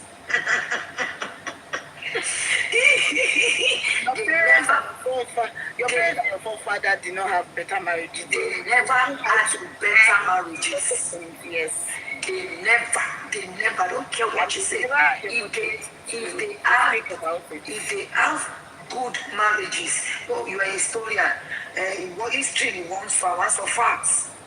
History won't look. We are telling you facts. They never had good marriages because if they had good marriages, we will not be seeing the product of what we are seeing nowadays, and you are part of the problem. So what do you mean by me?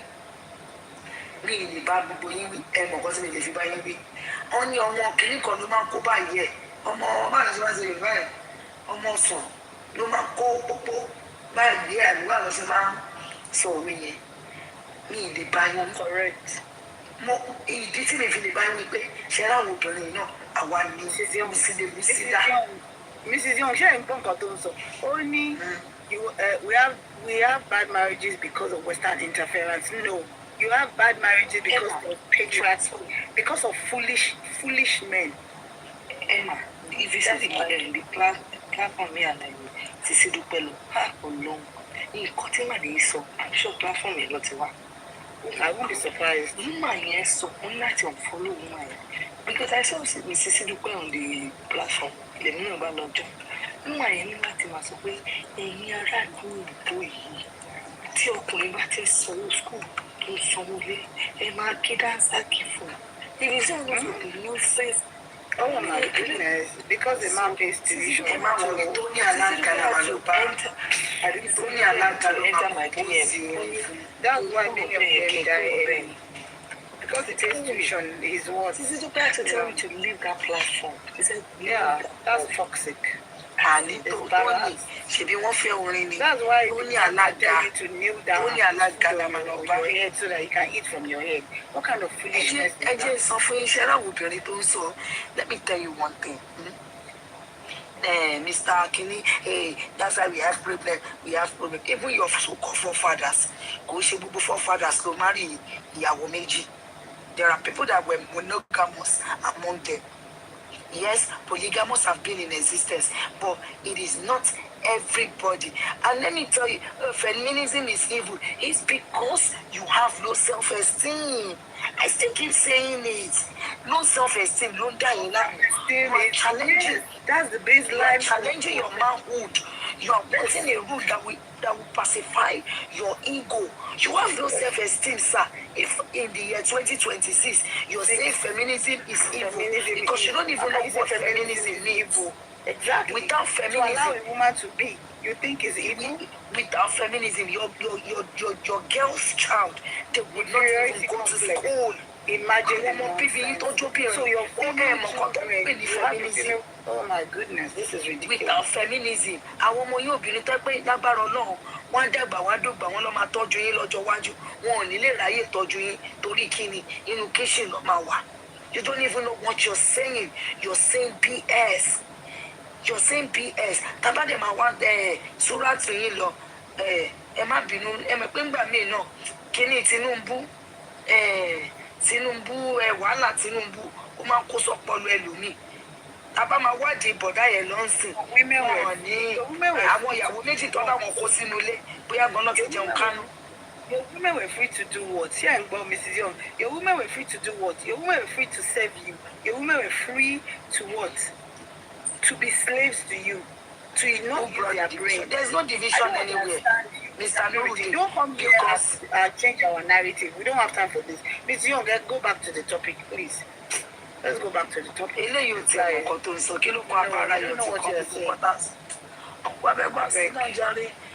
Let's go back to the topic. Let's ignore it. You should keep writing whatever he wants to write. This thing called marriage. Sharing marriage you do.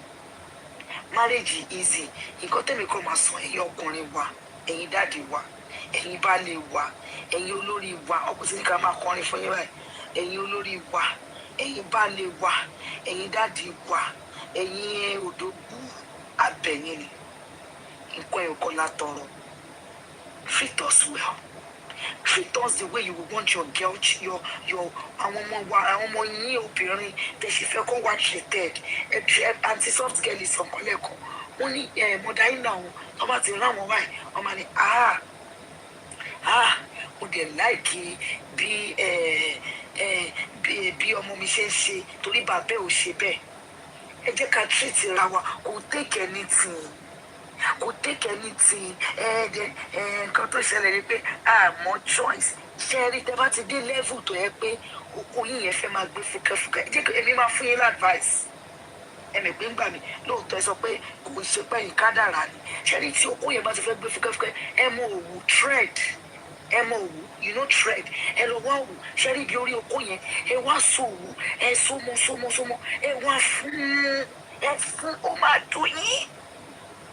Or you be corrupting here, if you work at the back corrupting here. If you got it, suffocate there, get suffocated. Yes. Okay, what? Ọbẹ̀ gbóná. Ẹ bá ti mú ọbẹ̀ gbóná. Ẹ wá kó epo sínú ọbẹ̀ gbóná yìí. Kẹ wá kọ sí orí kíní yẹn. Tó bá ṣe ṣẹ̀rìn mọ́ yín báyìí. Ẹ wí, má jẹ́ ṣe. Ẹ fi caution ara yín ni. ẹ̀yin tẹ̀lé control oko yín, nobody is joking o, òótọ́ ni mo sọ fún yín o, I'm not joking o, àwọn tó lè control mo bá wí torí ẹ̀yin tẹ̀ máa lè control ẹ̀ nílé ṣe má ṣe àwọn tí ó lè control ṣe wá rẹ̀yìn tẹ́ pé ẹ tún lè control ẹ̀ náà ẹ̀jẹ̀ tó sọ ọkọ tẹ́ máa ṣe fún yín nǹkan tó bá mú yín tí oko yín ò lè sí wèrè ẹ mọ wèrè tó wà lójú títì oko yín kò lè sí wèrè ta lórí keep quiet. mú ìwà ni Mr. Fowówẹ̀ àbí Fáfowówẹ̀. Mr. mú ìwà ẹ̀yin gbọ́ ẹ keep quiet ẹ lọ sùn ilẹ̀ ti ṣú kò yẹ ká gbàlagbà ṣì wà ní ọ̀nù by 11:31. ṣé ti lògùn yín sá. ṣé ti lògùn yín ṣé ti làgbo. ẹ lògùn yín kẹ lọ sùn sá. ibi tẹ́sí máa mọ̀ pé ibi tẹ́sí máa mọ̀ pé kí ló dé tó máa sọ fún ọ̀rẹ́ mi tó ṣe ń bọ̀ ó yẹ ṣe ń bọ̀ láti ibi tó ti lọ gba kínní ọ̀rẹ́ mi ká. ṣé má sọ ọ̀rẹ́ mi bá wù yìí. ṣé má sọ káàkiri àwọn amọ̀mọ́ ṣe ń lọ. Welcome from the chief. Mr. Muyiwa Fowówẹ̀, I will tell you what I'm doing. Èmi àti yín àsìnú èjì kan náà. Ẹ dàgbà jù mí lọ sir with due respect. Ẹ wà ní your 60s. Ẹ jù mí lọ dájì. So èmi àti yín àsìnú èjì kan náà. Energy tèmi ó ṣe ń bounce. Ṣọlá energy ti ní ó ti ń lọ díẹ̀ díẹ̀ so ó yẹ kẹ́ lọ sùn. Ó yẹ kẹ́ lọ sùn. Mr. Muyiwa ṣẹ̀dé láti fi ṣe mi.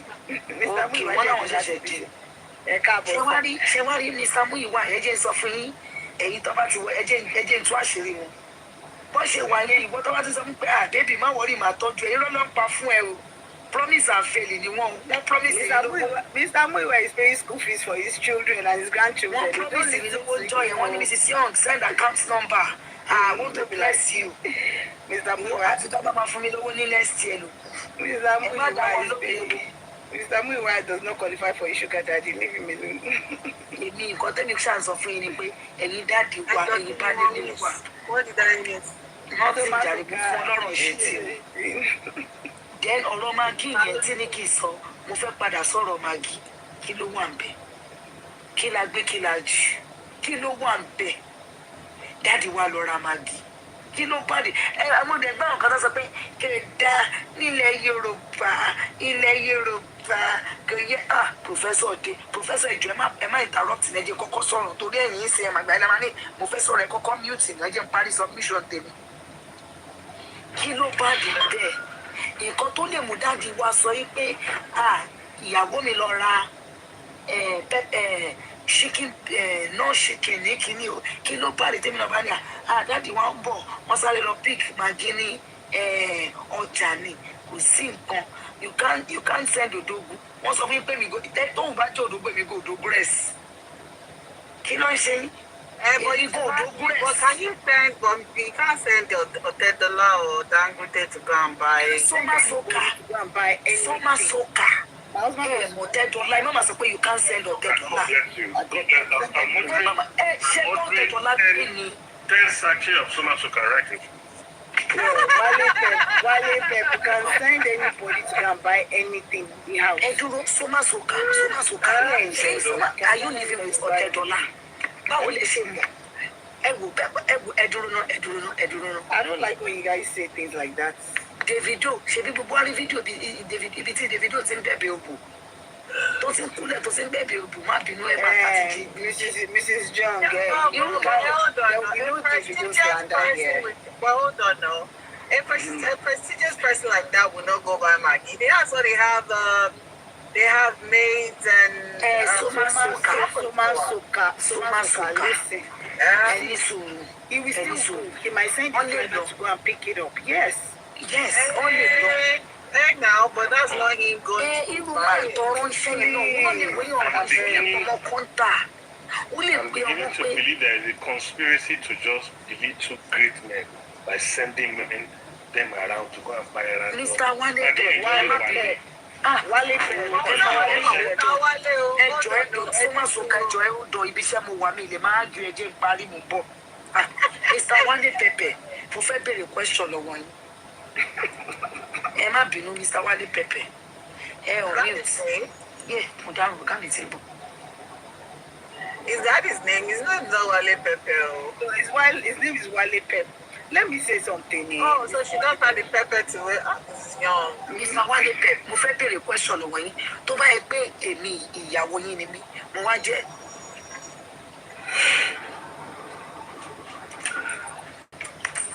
Mrs. Young, girl, supervisor. Mo wá jẹ́ Okonji Iweala. Ìyàwó yín ni mí o, Mr. Wale. Mo wá jẹ́ Okonji Iweala. Ṣé lè rán mi Maggi? Because I'm an Odogu, like a title chief, it will still be. Mr. Wale, Mr. Wale, Mr. Wale, Mr. Wale, tí n bá yọ sí lójú kí n fún yín lọ́rùn pa ẹ pè mí lọ́mọ àlè. Bẹ́ẹ̀ ni mo sọ fún yín, ẹ̀bùn ṣe bá sùn mí lẹ́ máa rí. Yes, torí mo gbọ́dọ̀ fún yín ní ọ̀rọ̀ pa pẹ̀lú ọ̀rọ̀ tẹ̀sán. Kí la gbé kílẹ̀ jù? Ẹ̀yin lè rán èmi ẹ dúró náà, ó dàbí ọmọ ẹ̀mí tó ń pè ní Okonji Iweala, ẹ̀mẹ́ni tó ń jẹ́ bẹ́ẹ̀. Èmi Okonji Iweala lè fẹ́ràn Maggi, ẹ wá nítorí ẹjọ́ òdòdó. Mrs. Young, ẹ bá mi bèrè, Mrs. Young, ẹ tún bèrè question yẹn lọ́wọ́ wọn. Ṣé lè bẹ́ẹ̀ kí Hillary Clinton ó ṣe oúnjẹ fún yín? Hillary Clinton ó ṣe oúnjẹ fún yín? Sóúnjẹ kọ́ fún oúnjẹ lẹ̀ ó lè sóúnjẹ. Kí lọ ra Maggi fún yín? I'm even. So can I say something? Mrs. Young, can I say something? I don't think the Maggi was it. I don't think there's anything wrong. If you call yourself lovers, you love each other, sending each other messages shouldn't be a big deal. I don't see it as a big deal. It's a big deal to this man. That's what you're arguing. It's not a big deal. It takes, I'm telling you, it takes a man that is not in his own to complain about I don't see what the big deal is. If I need babe job, can you stop at the men, do you know what these men have been saying? Where have you? That's not what we're saying. You are not here. You're saying that. No, I wasn't here. You're saying that all the men that are coming, they say meaning.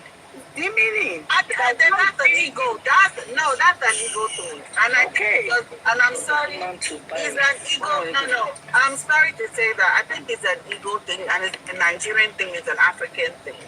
That you believe that. But my kid is check but about you one said we have a problem with it. But it's because we are both Africans, you think it's then you think the African whatever, the culture thing carves it up. But that's unfair. But over Jakarta no run you share Emma Law now. Over you go no run you share Emma Law and it's a poor one you share. But to the boat Akata yẹn wọ́n tún lá òbò lé lórí, wọ́n lá òbò láàárọ̀, wọ́n lá òbò lọ́sàn-án, wọ́n lá òbò lálẹ́. Un-African. What are we helping? Àwọn tó sọ pé olùrànlọ́wọ́ la jẹ́. You can help me, I can help you. You can help me. Like for me, I'm sorry to say, tomorrow my partner and own bed. You say, babe, don't worry, I got it. And I'm trying to help. You say, no, it's okay. I got it. I'll do it. If you're not here, what I do it? So Masuka, one hour later, bread. Not giving any problem. So what the big deal about my? Okay, ati butter, ati bread. You help me. Mr. Wale Pep, can I ask a question? The food that she's cooking, is it not for both of us? It's not for both of us. So why?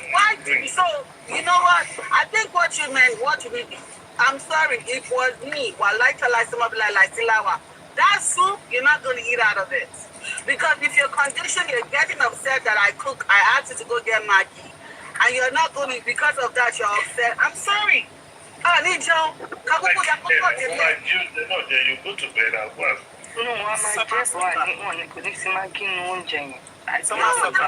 Because you chose not to help me to make life easy for both of us. Because you don't tell me. You know why all these things are like this, I think as ego, price, it's ego. Yeah, it's ego. Egoistic, mental issues. Like it's ego. Because I don't understand how somebody would tell me. Money, babe, job, babe, their job. Bamira, Bagi, Tomatin, Bojo, Bamira, Jo, please. And then for the food that me and you go and eat, then because somebody very oh, my sorry, I'm lost on you, money, and they like we know I have no intent of being ridicule, and I don't. That's not even a ridicule. And then different and then you're getting upset about it. That means there's an underlying thing. There's something else that's pissing you off. You just want to use the Maggie as an excuse. That's the way I see it. What's the big deal, Carol? So, but you want to run me share babe, Dr. Bambo, the baby pick up Ogumini pharmacy. And then when your friend now asks about me, I won't Babylon pick it. You can, I don't see, as in you don't see that as a problem, but when they do it to you, you see it as a problem. Like, we're supposed to support each other and help each other out.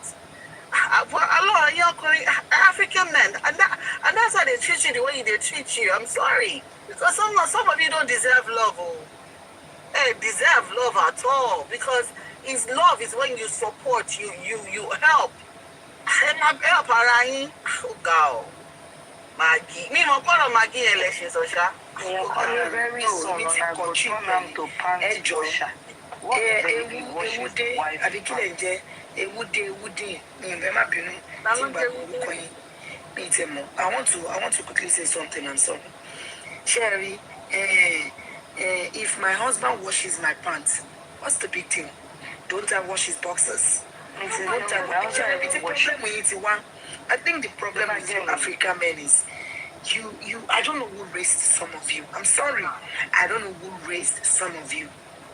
But the one raised in a place where you know that there is no gender to choose. To buy popcorn in a bupoyin. Ọkùnrin ni ìyá yín àti bàbá yín bí. So mommy ló máa fọbọ́, mommy ló máa fọṣọ, mommy ló máa ṣe gbogbo ẹ̀. Mommy ló máa bá yín ṣe gbogbo ẹ̀ níṣẹ́ ní ti nílé. Ó máa jókòó. Bí mo ṣe wà, mo lè fọ mọ́tò. Èmi lè fọ mọ́tò bẹ́ẹ̀ ṣe rí mi. I wash car. Ìdí tó dẹ̀ lè jẹ́ kí mọ́tò àwọn èèyàn sọ pé ọkùnrin ló fọ mọ́tò. Generator. Èmi ló mọ service generator fúnra mi. Ìgbà tí mo wà Nàìjíríà pass my neighbor, mo lè service ẹ̀. Àwọn kan máa ní iṣẹ́ ọkùnrin ni. Kò sí iṣẹ́ kankan tó jẹ́ iṣẹ́ ọkùnrin. Kò sí iṣẹ́ kankan tó jẹ́ iṣẹ́ obìnrin. You learn life skills because anything can happen to you at any point in time. Exactly. Learn how to change light bulb. It's not a if you don't have a professor for 5 minutes in you. It's crazy, I'm not being I'm a professor. It's okay, my baby, my break, my rush back. Oh, I need break. What is the break? I'm not sorrow. Yeah, actually. So, continue something. We get points here. Go. We can fit the mission example. I don't know about others. Now, we are 5 boys in our family. Okay. Now we are all 5 men. Now, and I'm the only one that is doing all these things right from childhood, right from the age of 8 years. Mutin Losio Jayaba, Mutin Laura Konyaba. City Deni. Yaomi come and tell me to see if it's about to fell around Jen. So I'm the one that will do everything. Then she will do all the cooking and I'll be there. I'll be assisting her. So I don't allow my wife to carry everything. I don't allow it. But what Tatabara every man come from my son So continue man this sliced bread, don't lights. You understand? So I don't like using people like slaves. Like maybe man for shopping from me, making back up me for show me. You understand? So could there meaning compare? I've been doing it right from my childhood. So it has been part and parcel of moment everything. I do everything. Tiba lo bayo gbele, teba lo sibi seke to de ma ti bayin tule nse, ma bayin for book sheet, ma bayin tebe din dada, ma bayin buy ma mop ekwe, ma bayin no window, no fan, no everything. I love neat environment. So how much is my own? Professor, Shama Yalado mi keva mi kiri. So it has been part and parcel of me. As a matter of fact, concept, Tiba for moto bi, woman lo 1 hour need the moto. I want to see my master. No nature meaning. àwọn ọmọ mi tó bá ra biscuit wọn lè jẹ biscuit ẹnu mọ́tò because wọ́n ti mọ̀ pé biscuit wọn máa ń rún sínú mọ́tò yẹn wọ́n máa pé my daddy will be shouting when we get home go and eat it. Mo máa ń like kí environment kó máa clean and tidy. So there mo kí n like pot máa dúdú. Mo ti tí bá dáná mo kí n taste oúnjẹ máa fi dáná tó fún pikin. Báwo ni ṣe fẹ́ dúdú láàbùrọ̀dù professor ṣé iná gilẹ̀ dá? Mo sọ ọkọ tí mo mọ̀ fún yín mo sọ fún yín I'm telling you the truth. Kò sẹ́ni tí ń pa kitchen tí mi I am telling you the truth. Ọjọ́ tí ẹ̀gbọ́n mi ṣàgídí tó sọ pé òun fẹ́ dáná tó ń dáná ó yí náà stove sókè mọ́ pé bẹ́ẹ̀ kọ́ ló ṣe ń dáná. Ó sọ pé rán pé tí wọ́n bá yà náà bò ló máa ti jẹun. Wọ́n pé no, the blue light is much more stronger than the yellow light but people don't know. So there are skills in all these things. Now, Professor ni sẹ́. So gbogbo kí ni mo ti mọ̀ tipẹ́ tí mo dẹ̀ ti máa ń ṣe tipẹ́. You understand? So mo mọ bó ṣe ń tó ewédú tí wàá bẹ́ẹ̀ sí ewédú máa fi kọ́ ọ́n sí máa mú jábẹ̀ máa já mo ń ṣẹṣẹ mo ń ṣe gbogbo kan àmàlà dúdú orí iná lọ́tí rò àmàlà lábú ilẹ̀ ẹlẹ́ lọ́tí rò mo mọ everything I do everything. Kò sí kankan pa oúnjẹ sí mi mọ̀ dábàá wọ àwọn ẹlòmíràn máa kó máa bẹ̀rẹ̀ pé so now Táyì lè ṣe láàfin. So gbogbo nǹkan ni mo máa now ní ilé wa tá à ń gbé before we move mo máa lọ pọn mi ń dájí mo máa wo bá àti ìyàwó máa fi lọ pọn mi. Ẹ power tap o. Life has been fun. Ẹ power tap. Ẹ power tap. Wọ́n máa já yín bọ́ǹsì. Ẹ power tap. Tí ìyàwó máa fi lọ pọn mi 10 times then máa gbé pap máa join it then we will go 5 times àti ṣe tán yẹn they will go inside our house. They go drop. Most people nǹkan tí mo bí pé wọ́n ṣe bẹ́ẹ̀ máa ń ṣe ni pé mo rí as pride ẹ mọ mentality ta ní Africa pé òkú sọ̀gbà tó ń bá wa Nàìjíríà nínú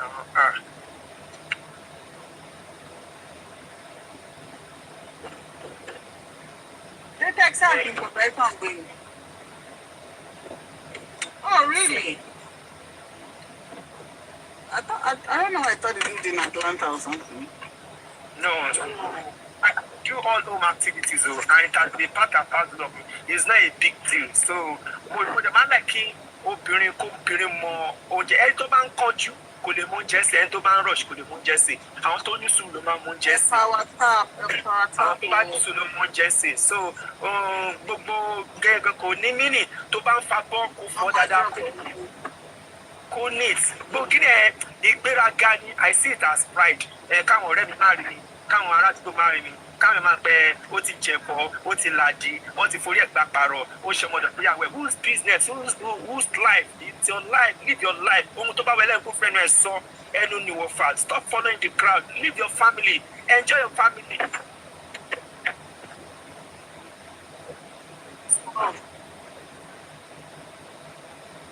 Wọ́n lè ṣe bẹ́ẹ̀ ní fún nọ́mbà kò bọ́ sí. Báyìí ṣe fẹ́ sí oúnjẹ máa pààyàn lẹ́rìn. Báyìí ṣe fẹ́ kò possible náà. Okay. Professor, don't push up.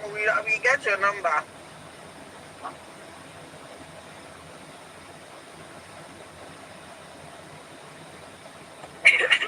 Mo fẹ́ ṣeré. So ẹ jẹ́ káwọn èèyàn kan máa assist ìyàwó wọn because tí ìyàwó mi tó bá ń fọṣọ èmi máa ṣan ní ìgbà ìmọ̀ràn sí àwọn èèyàn máa fún àṣeyẹ pé ẹ máa wo àwọn zombie ìyàwó fọṣọ ọkàn ń ṣan so àwọn èèyàn people will say things but it's nobody's business your wife happiness should be your paramount is your husband happiness should be and àwọn ọmọ yín táwọn ọmọ yín bá ti wà happy kẹ́ máa ṣe nǹkan papọ̀. Decision ẹ jẹ́ ìsọ̀kan fún àwọn ọmọ mi àwọn lọ build WhatsApp I am telling you the truth ju márùn lọ ní WhatsApp yẹn me my wife and my 3 children ibèdè àti máa ń sọ̀rọ̀ WhatsApp group so you understand build that love in your family ẹ jẹ́ káwọn ọmọ yẹn kó wà comfortable pẹ̀lú yín ìgbà mi bá ti bá sọ fún ọmọ mi pé aya go and wash the plate ó máa pẹ́ daddy please let me just rest like 5 minutes máa pé ya go and rest after 5 minutes come and wash it kó tó bọ́ta.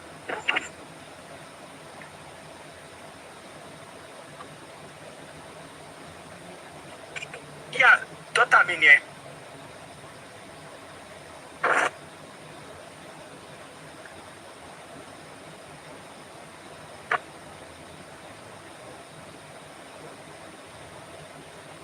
Power tap, Mrs. Young. Mrs. Kinnick, President, Toyota Freezer is live cost.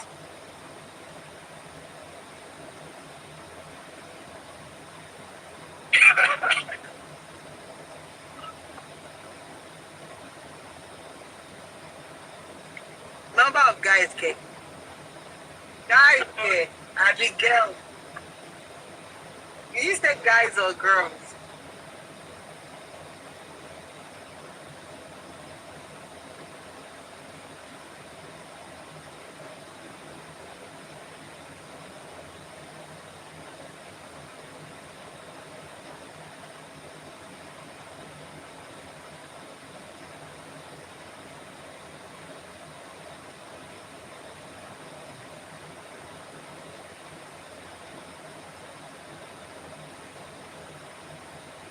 Power tap, Mr. Professor say for one say go enter, but they must say that. Oh, Mrs. Young, Mrs. Young, only Guinea white go by. Táwọn Igbo máa lò bó ti gbàgbọ́ orúkọ Guinea white ẹ̀. Tẹ́ bá ti lo ẹ̀gúsí, ẹ máa lo Guinea white ẹ̀sẹ̀. Ó máa yẹ kí ẹ̀gúsí ẹ̀ kó exactly. Ó máa yẹ kí ẹ̀gúsí ẹ̀ kó tàbí kókó. Ó lè máa ti sínú ọbẹ̀ fún ẹ. Mr. Wale Pepe, because say you know they do, I know we say another man no fit do am.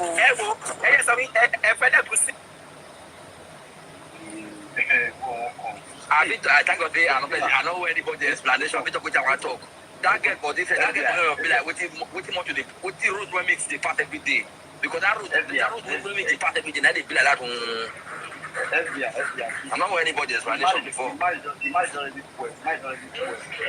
the food wickedness? What is the food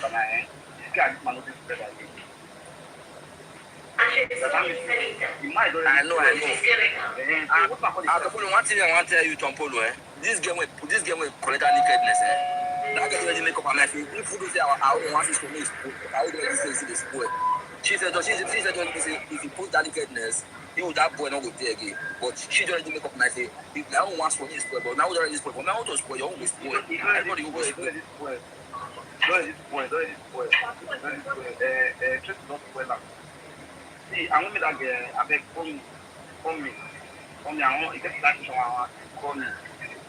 It's not be that Tracy Galaxy, It's not be that Tracy Galaxy, It's not be that Tracy Galaxy wants to that get married, What if you say man we don't leave? You see do the same thing at home. You do the same thing at home with your planning. You know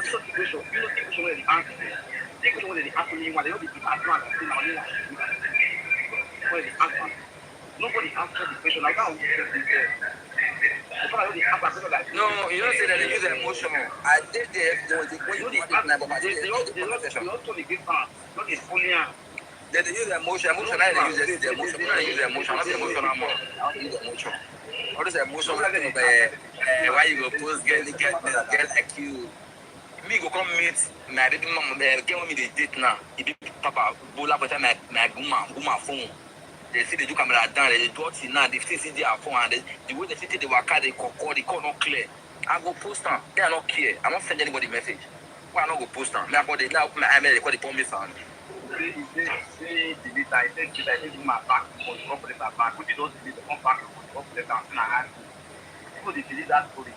So the FBI delete. No, he said delete. No, what he talk? He said delete about a personal phone, but I is one phone. The FR that they use before, 18 days a day. That means I say this after they come down. He say when the girl don't collect her, they don't money for phone. Waiting. He say when the publisher take out to delete after that, he ask inside the FR, don't the girl collect her before he come down. Wait. You didn't know the mama. Then when I did that, I don't the mama. What's my phone on your phone? Abi. Because the iPhone is there for this thing, the rest. Any phone you buy, you pay. I think I use the iPhone now. I did iCloud. I did use the iPhone now. If you sell it tomorrow, you provide tomorrow now. Any iPhone you give that, you say that. This does not you go see any phone you buy. You let you go. You see the data for that any phone you buy. not be there for Busa, so if you back out with your gym and if we do anything, you get this. Not Jimmy did now. I thought you back up, people come back. You don't have to do that.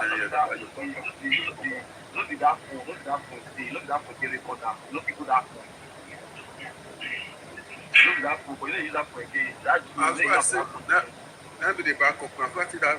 You enter that phone because the backup now every month. Now, not like this setup, so now every month, so now every week. You got to put on it setup. That's why I feel load to that backup. This is my phone now. I want to use now. Anything with this, and I will that I throw this phone. Everything with this, and if I found that for tomorrow, I go meet our website. When I don't log in, everything. Go to the phone number. Everything I'll see. You don't have to. You go for your iPad, that's your password, and you put that phone. Everything is Jimmy, all your picture, better that phone, that need to inside. Yes, everything will come. You don't use that one don't find. Don't use that one don't find. Don't use that extra don't find. No, they say iCloud. Now they use for the phone. That phone is used for waiting. iCloud wait for that one. I see they use for the other one. Everything see they work together. You understand? Everything see they work together. You for the same all phone. You find me like they use any message they call the whole phone. All message. Nevertheless, you see what I'm saying. That video we did the phone. I think the video did the phone. I don't know iCloud. I don't know the link for now. I leave it for the bro. You know, you tell me say. Any girl do lo show me no the value. I the value girl do lo show. So they come out and they do this and to anything. All these things the guy and they not be there. No, the guy not people about that work. Now he and the person we said that they run now, so they just chill. But please they shall. When we see the videos, they not really give me joy. No matter how let it. No, let it do so. If I want to that like you about to look at it. So me one time I have to put down and eat like your stand up. After me stand up, finish you. Not to make you fast. That for there no one stand up. Because that must be in mind. This is my liquid. You don't know where it comes from. Very useless human being. It's not for road. I want to catch you back. It's not for my back to pass. That's very long.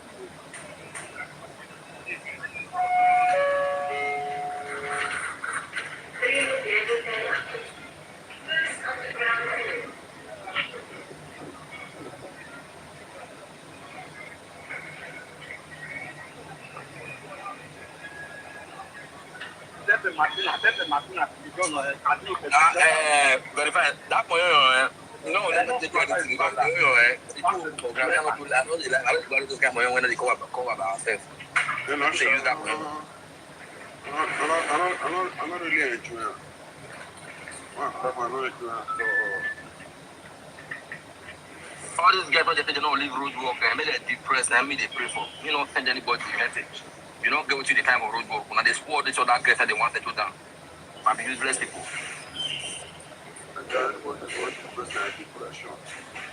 About the pussy, they may have different that relation. I don't follow back. Back follow move. Back and follow. Who be the gallant now with them massively they do again? Who be the gallant? All the women who don't they profess to pass you. All the women they want the gallant to meet. All the women who guys meet for that, they only they profess to pass them. And are you they leave them? When maybe they leave them, one go down that one, continue gallant. Useless women. You see woman now because na say to let's be papa. They won't go forever because they say na human being. As I say they foolish. Now once they eat na cake, we not get the cake for hand. They call it with emotion. Why they with emotion when it not happen? If it's not why not post accident? Why not post trace in wickedness to them? Why this na now? When the guy say he no go do it, what make the guy say no go do it again? So I say the first time, what is it to do you with this body back?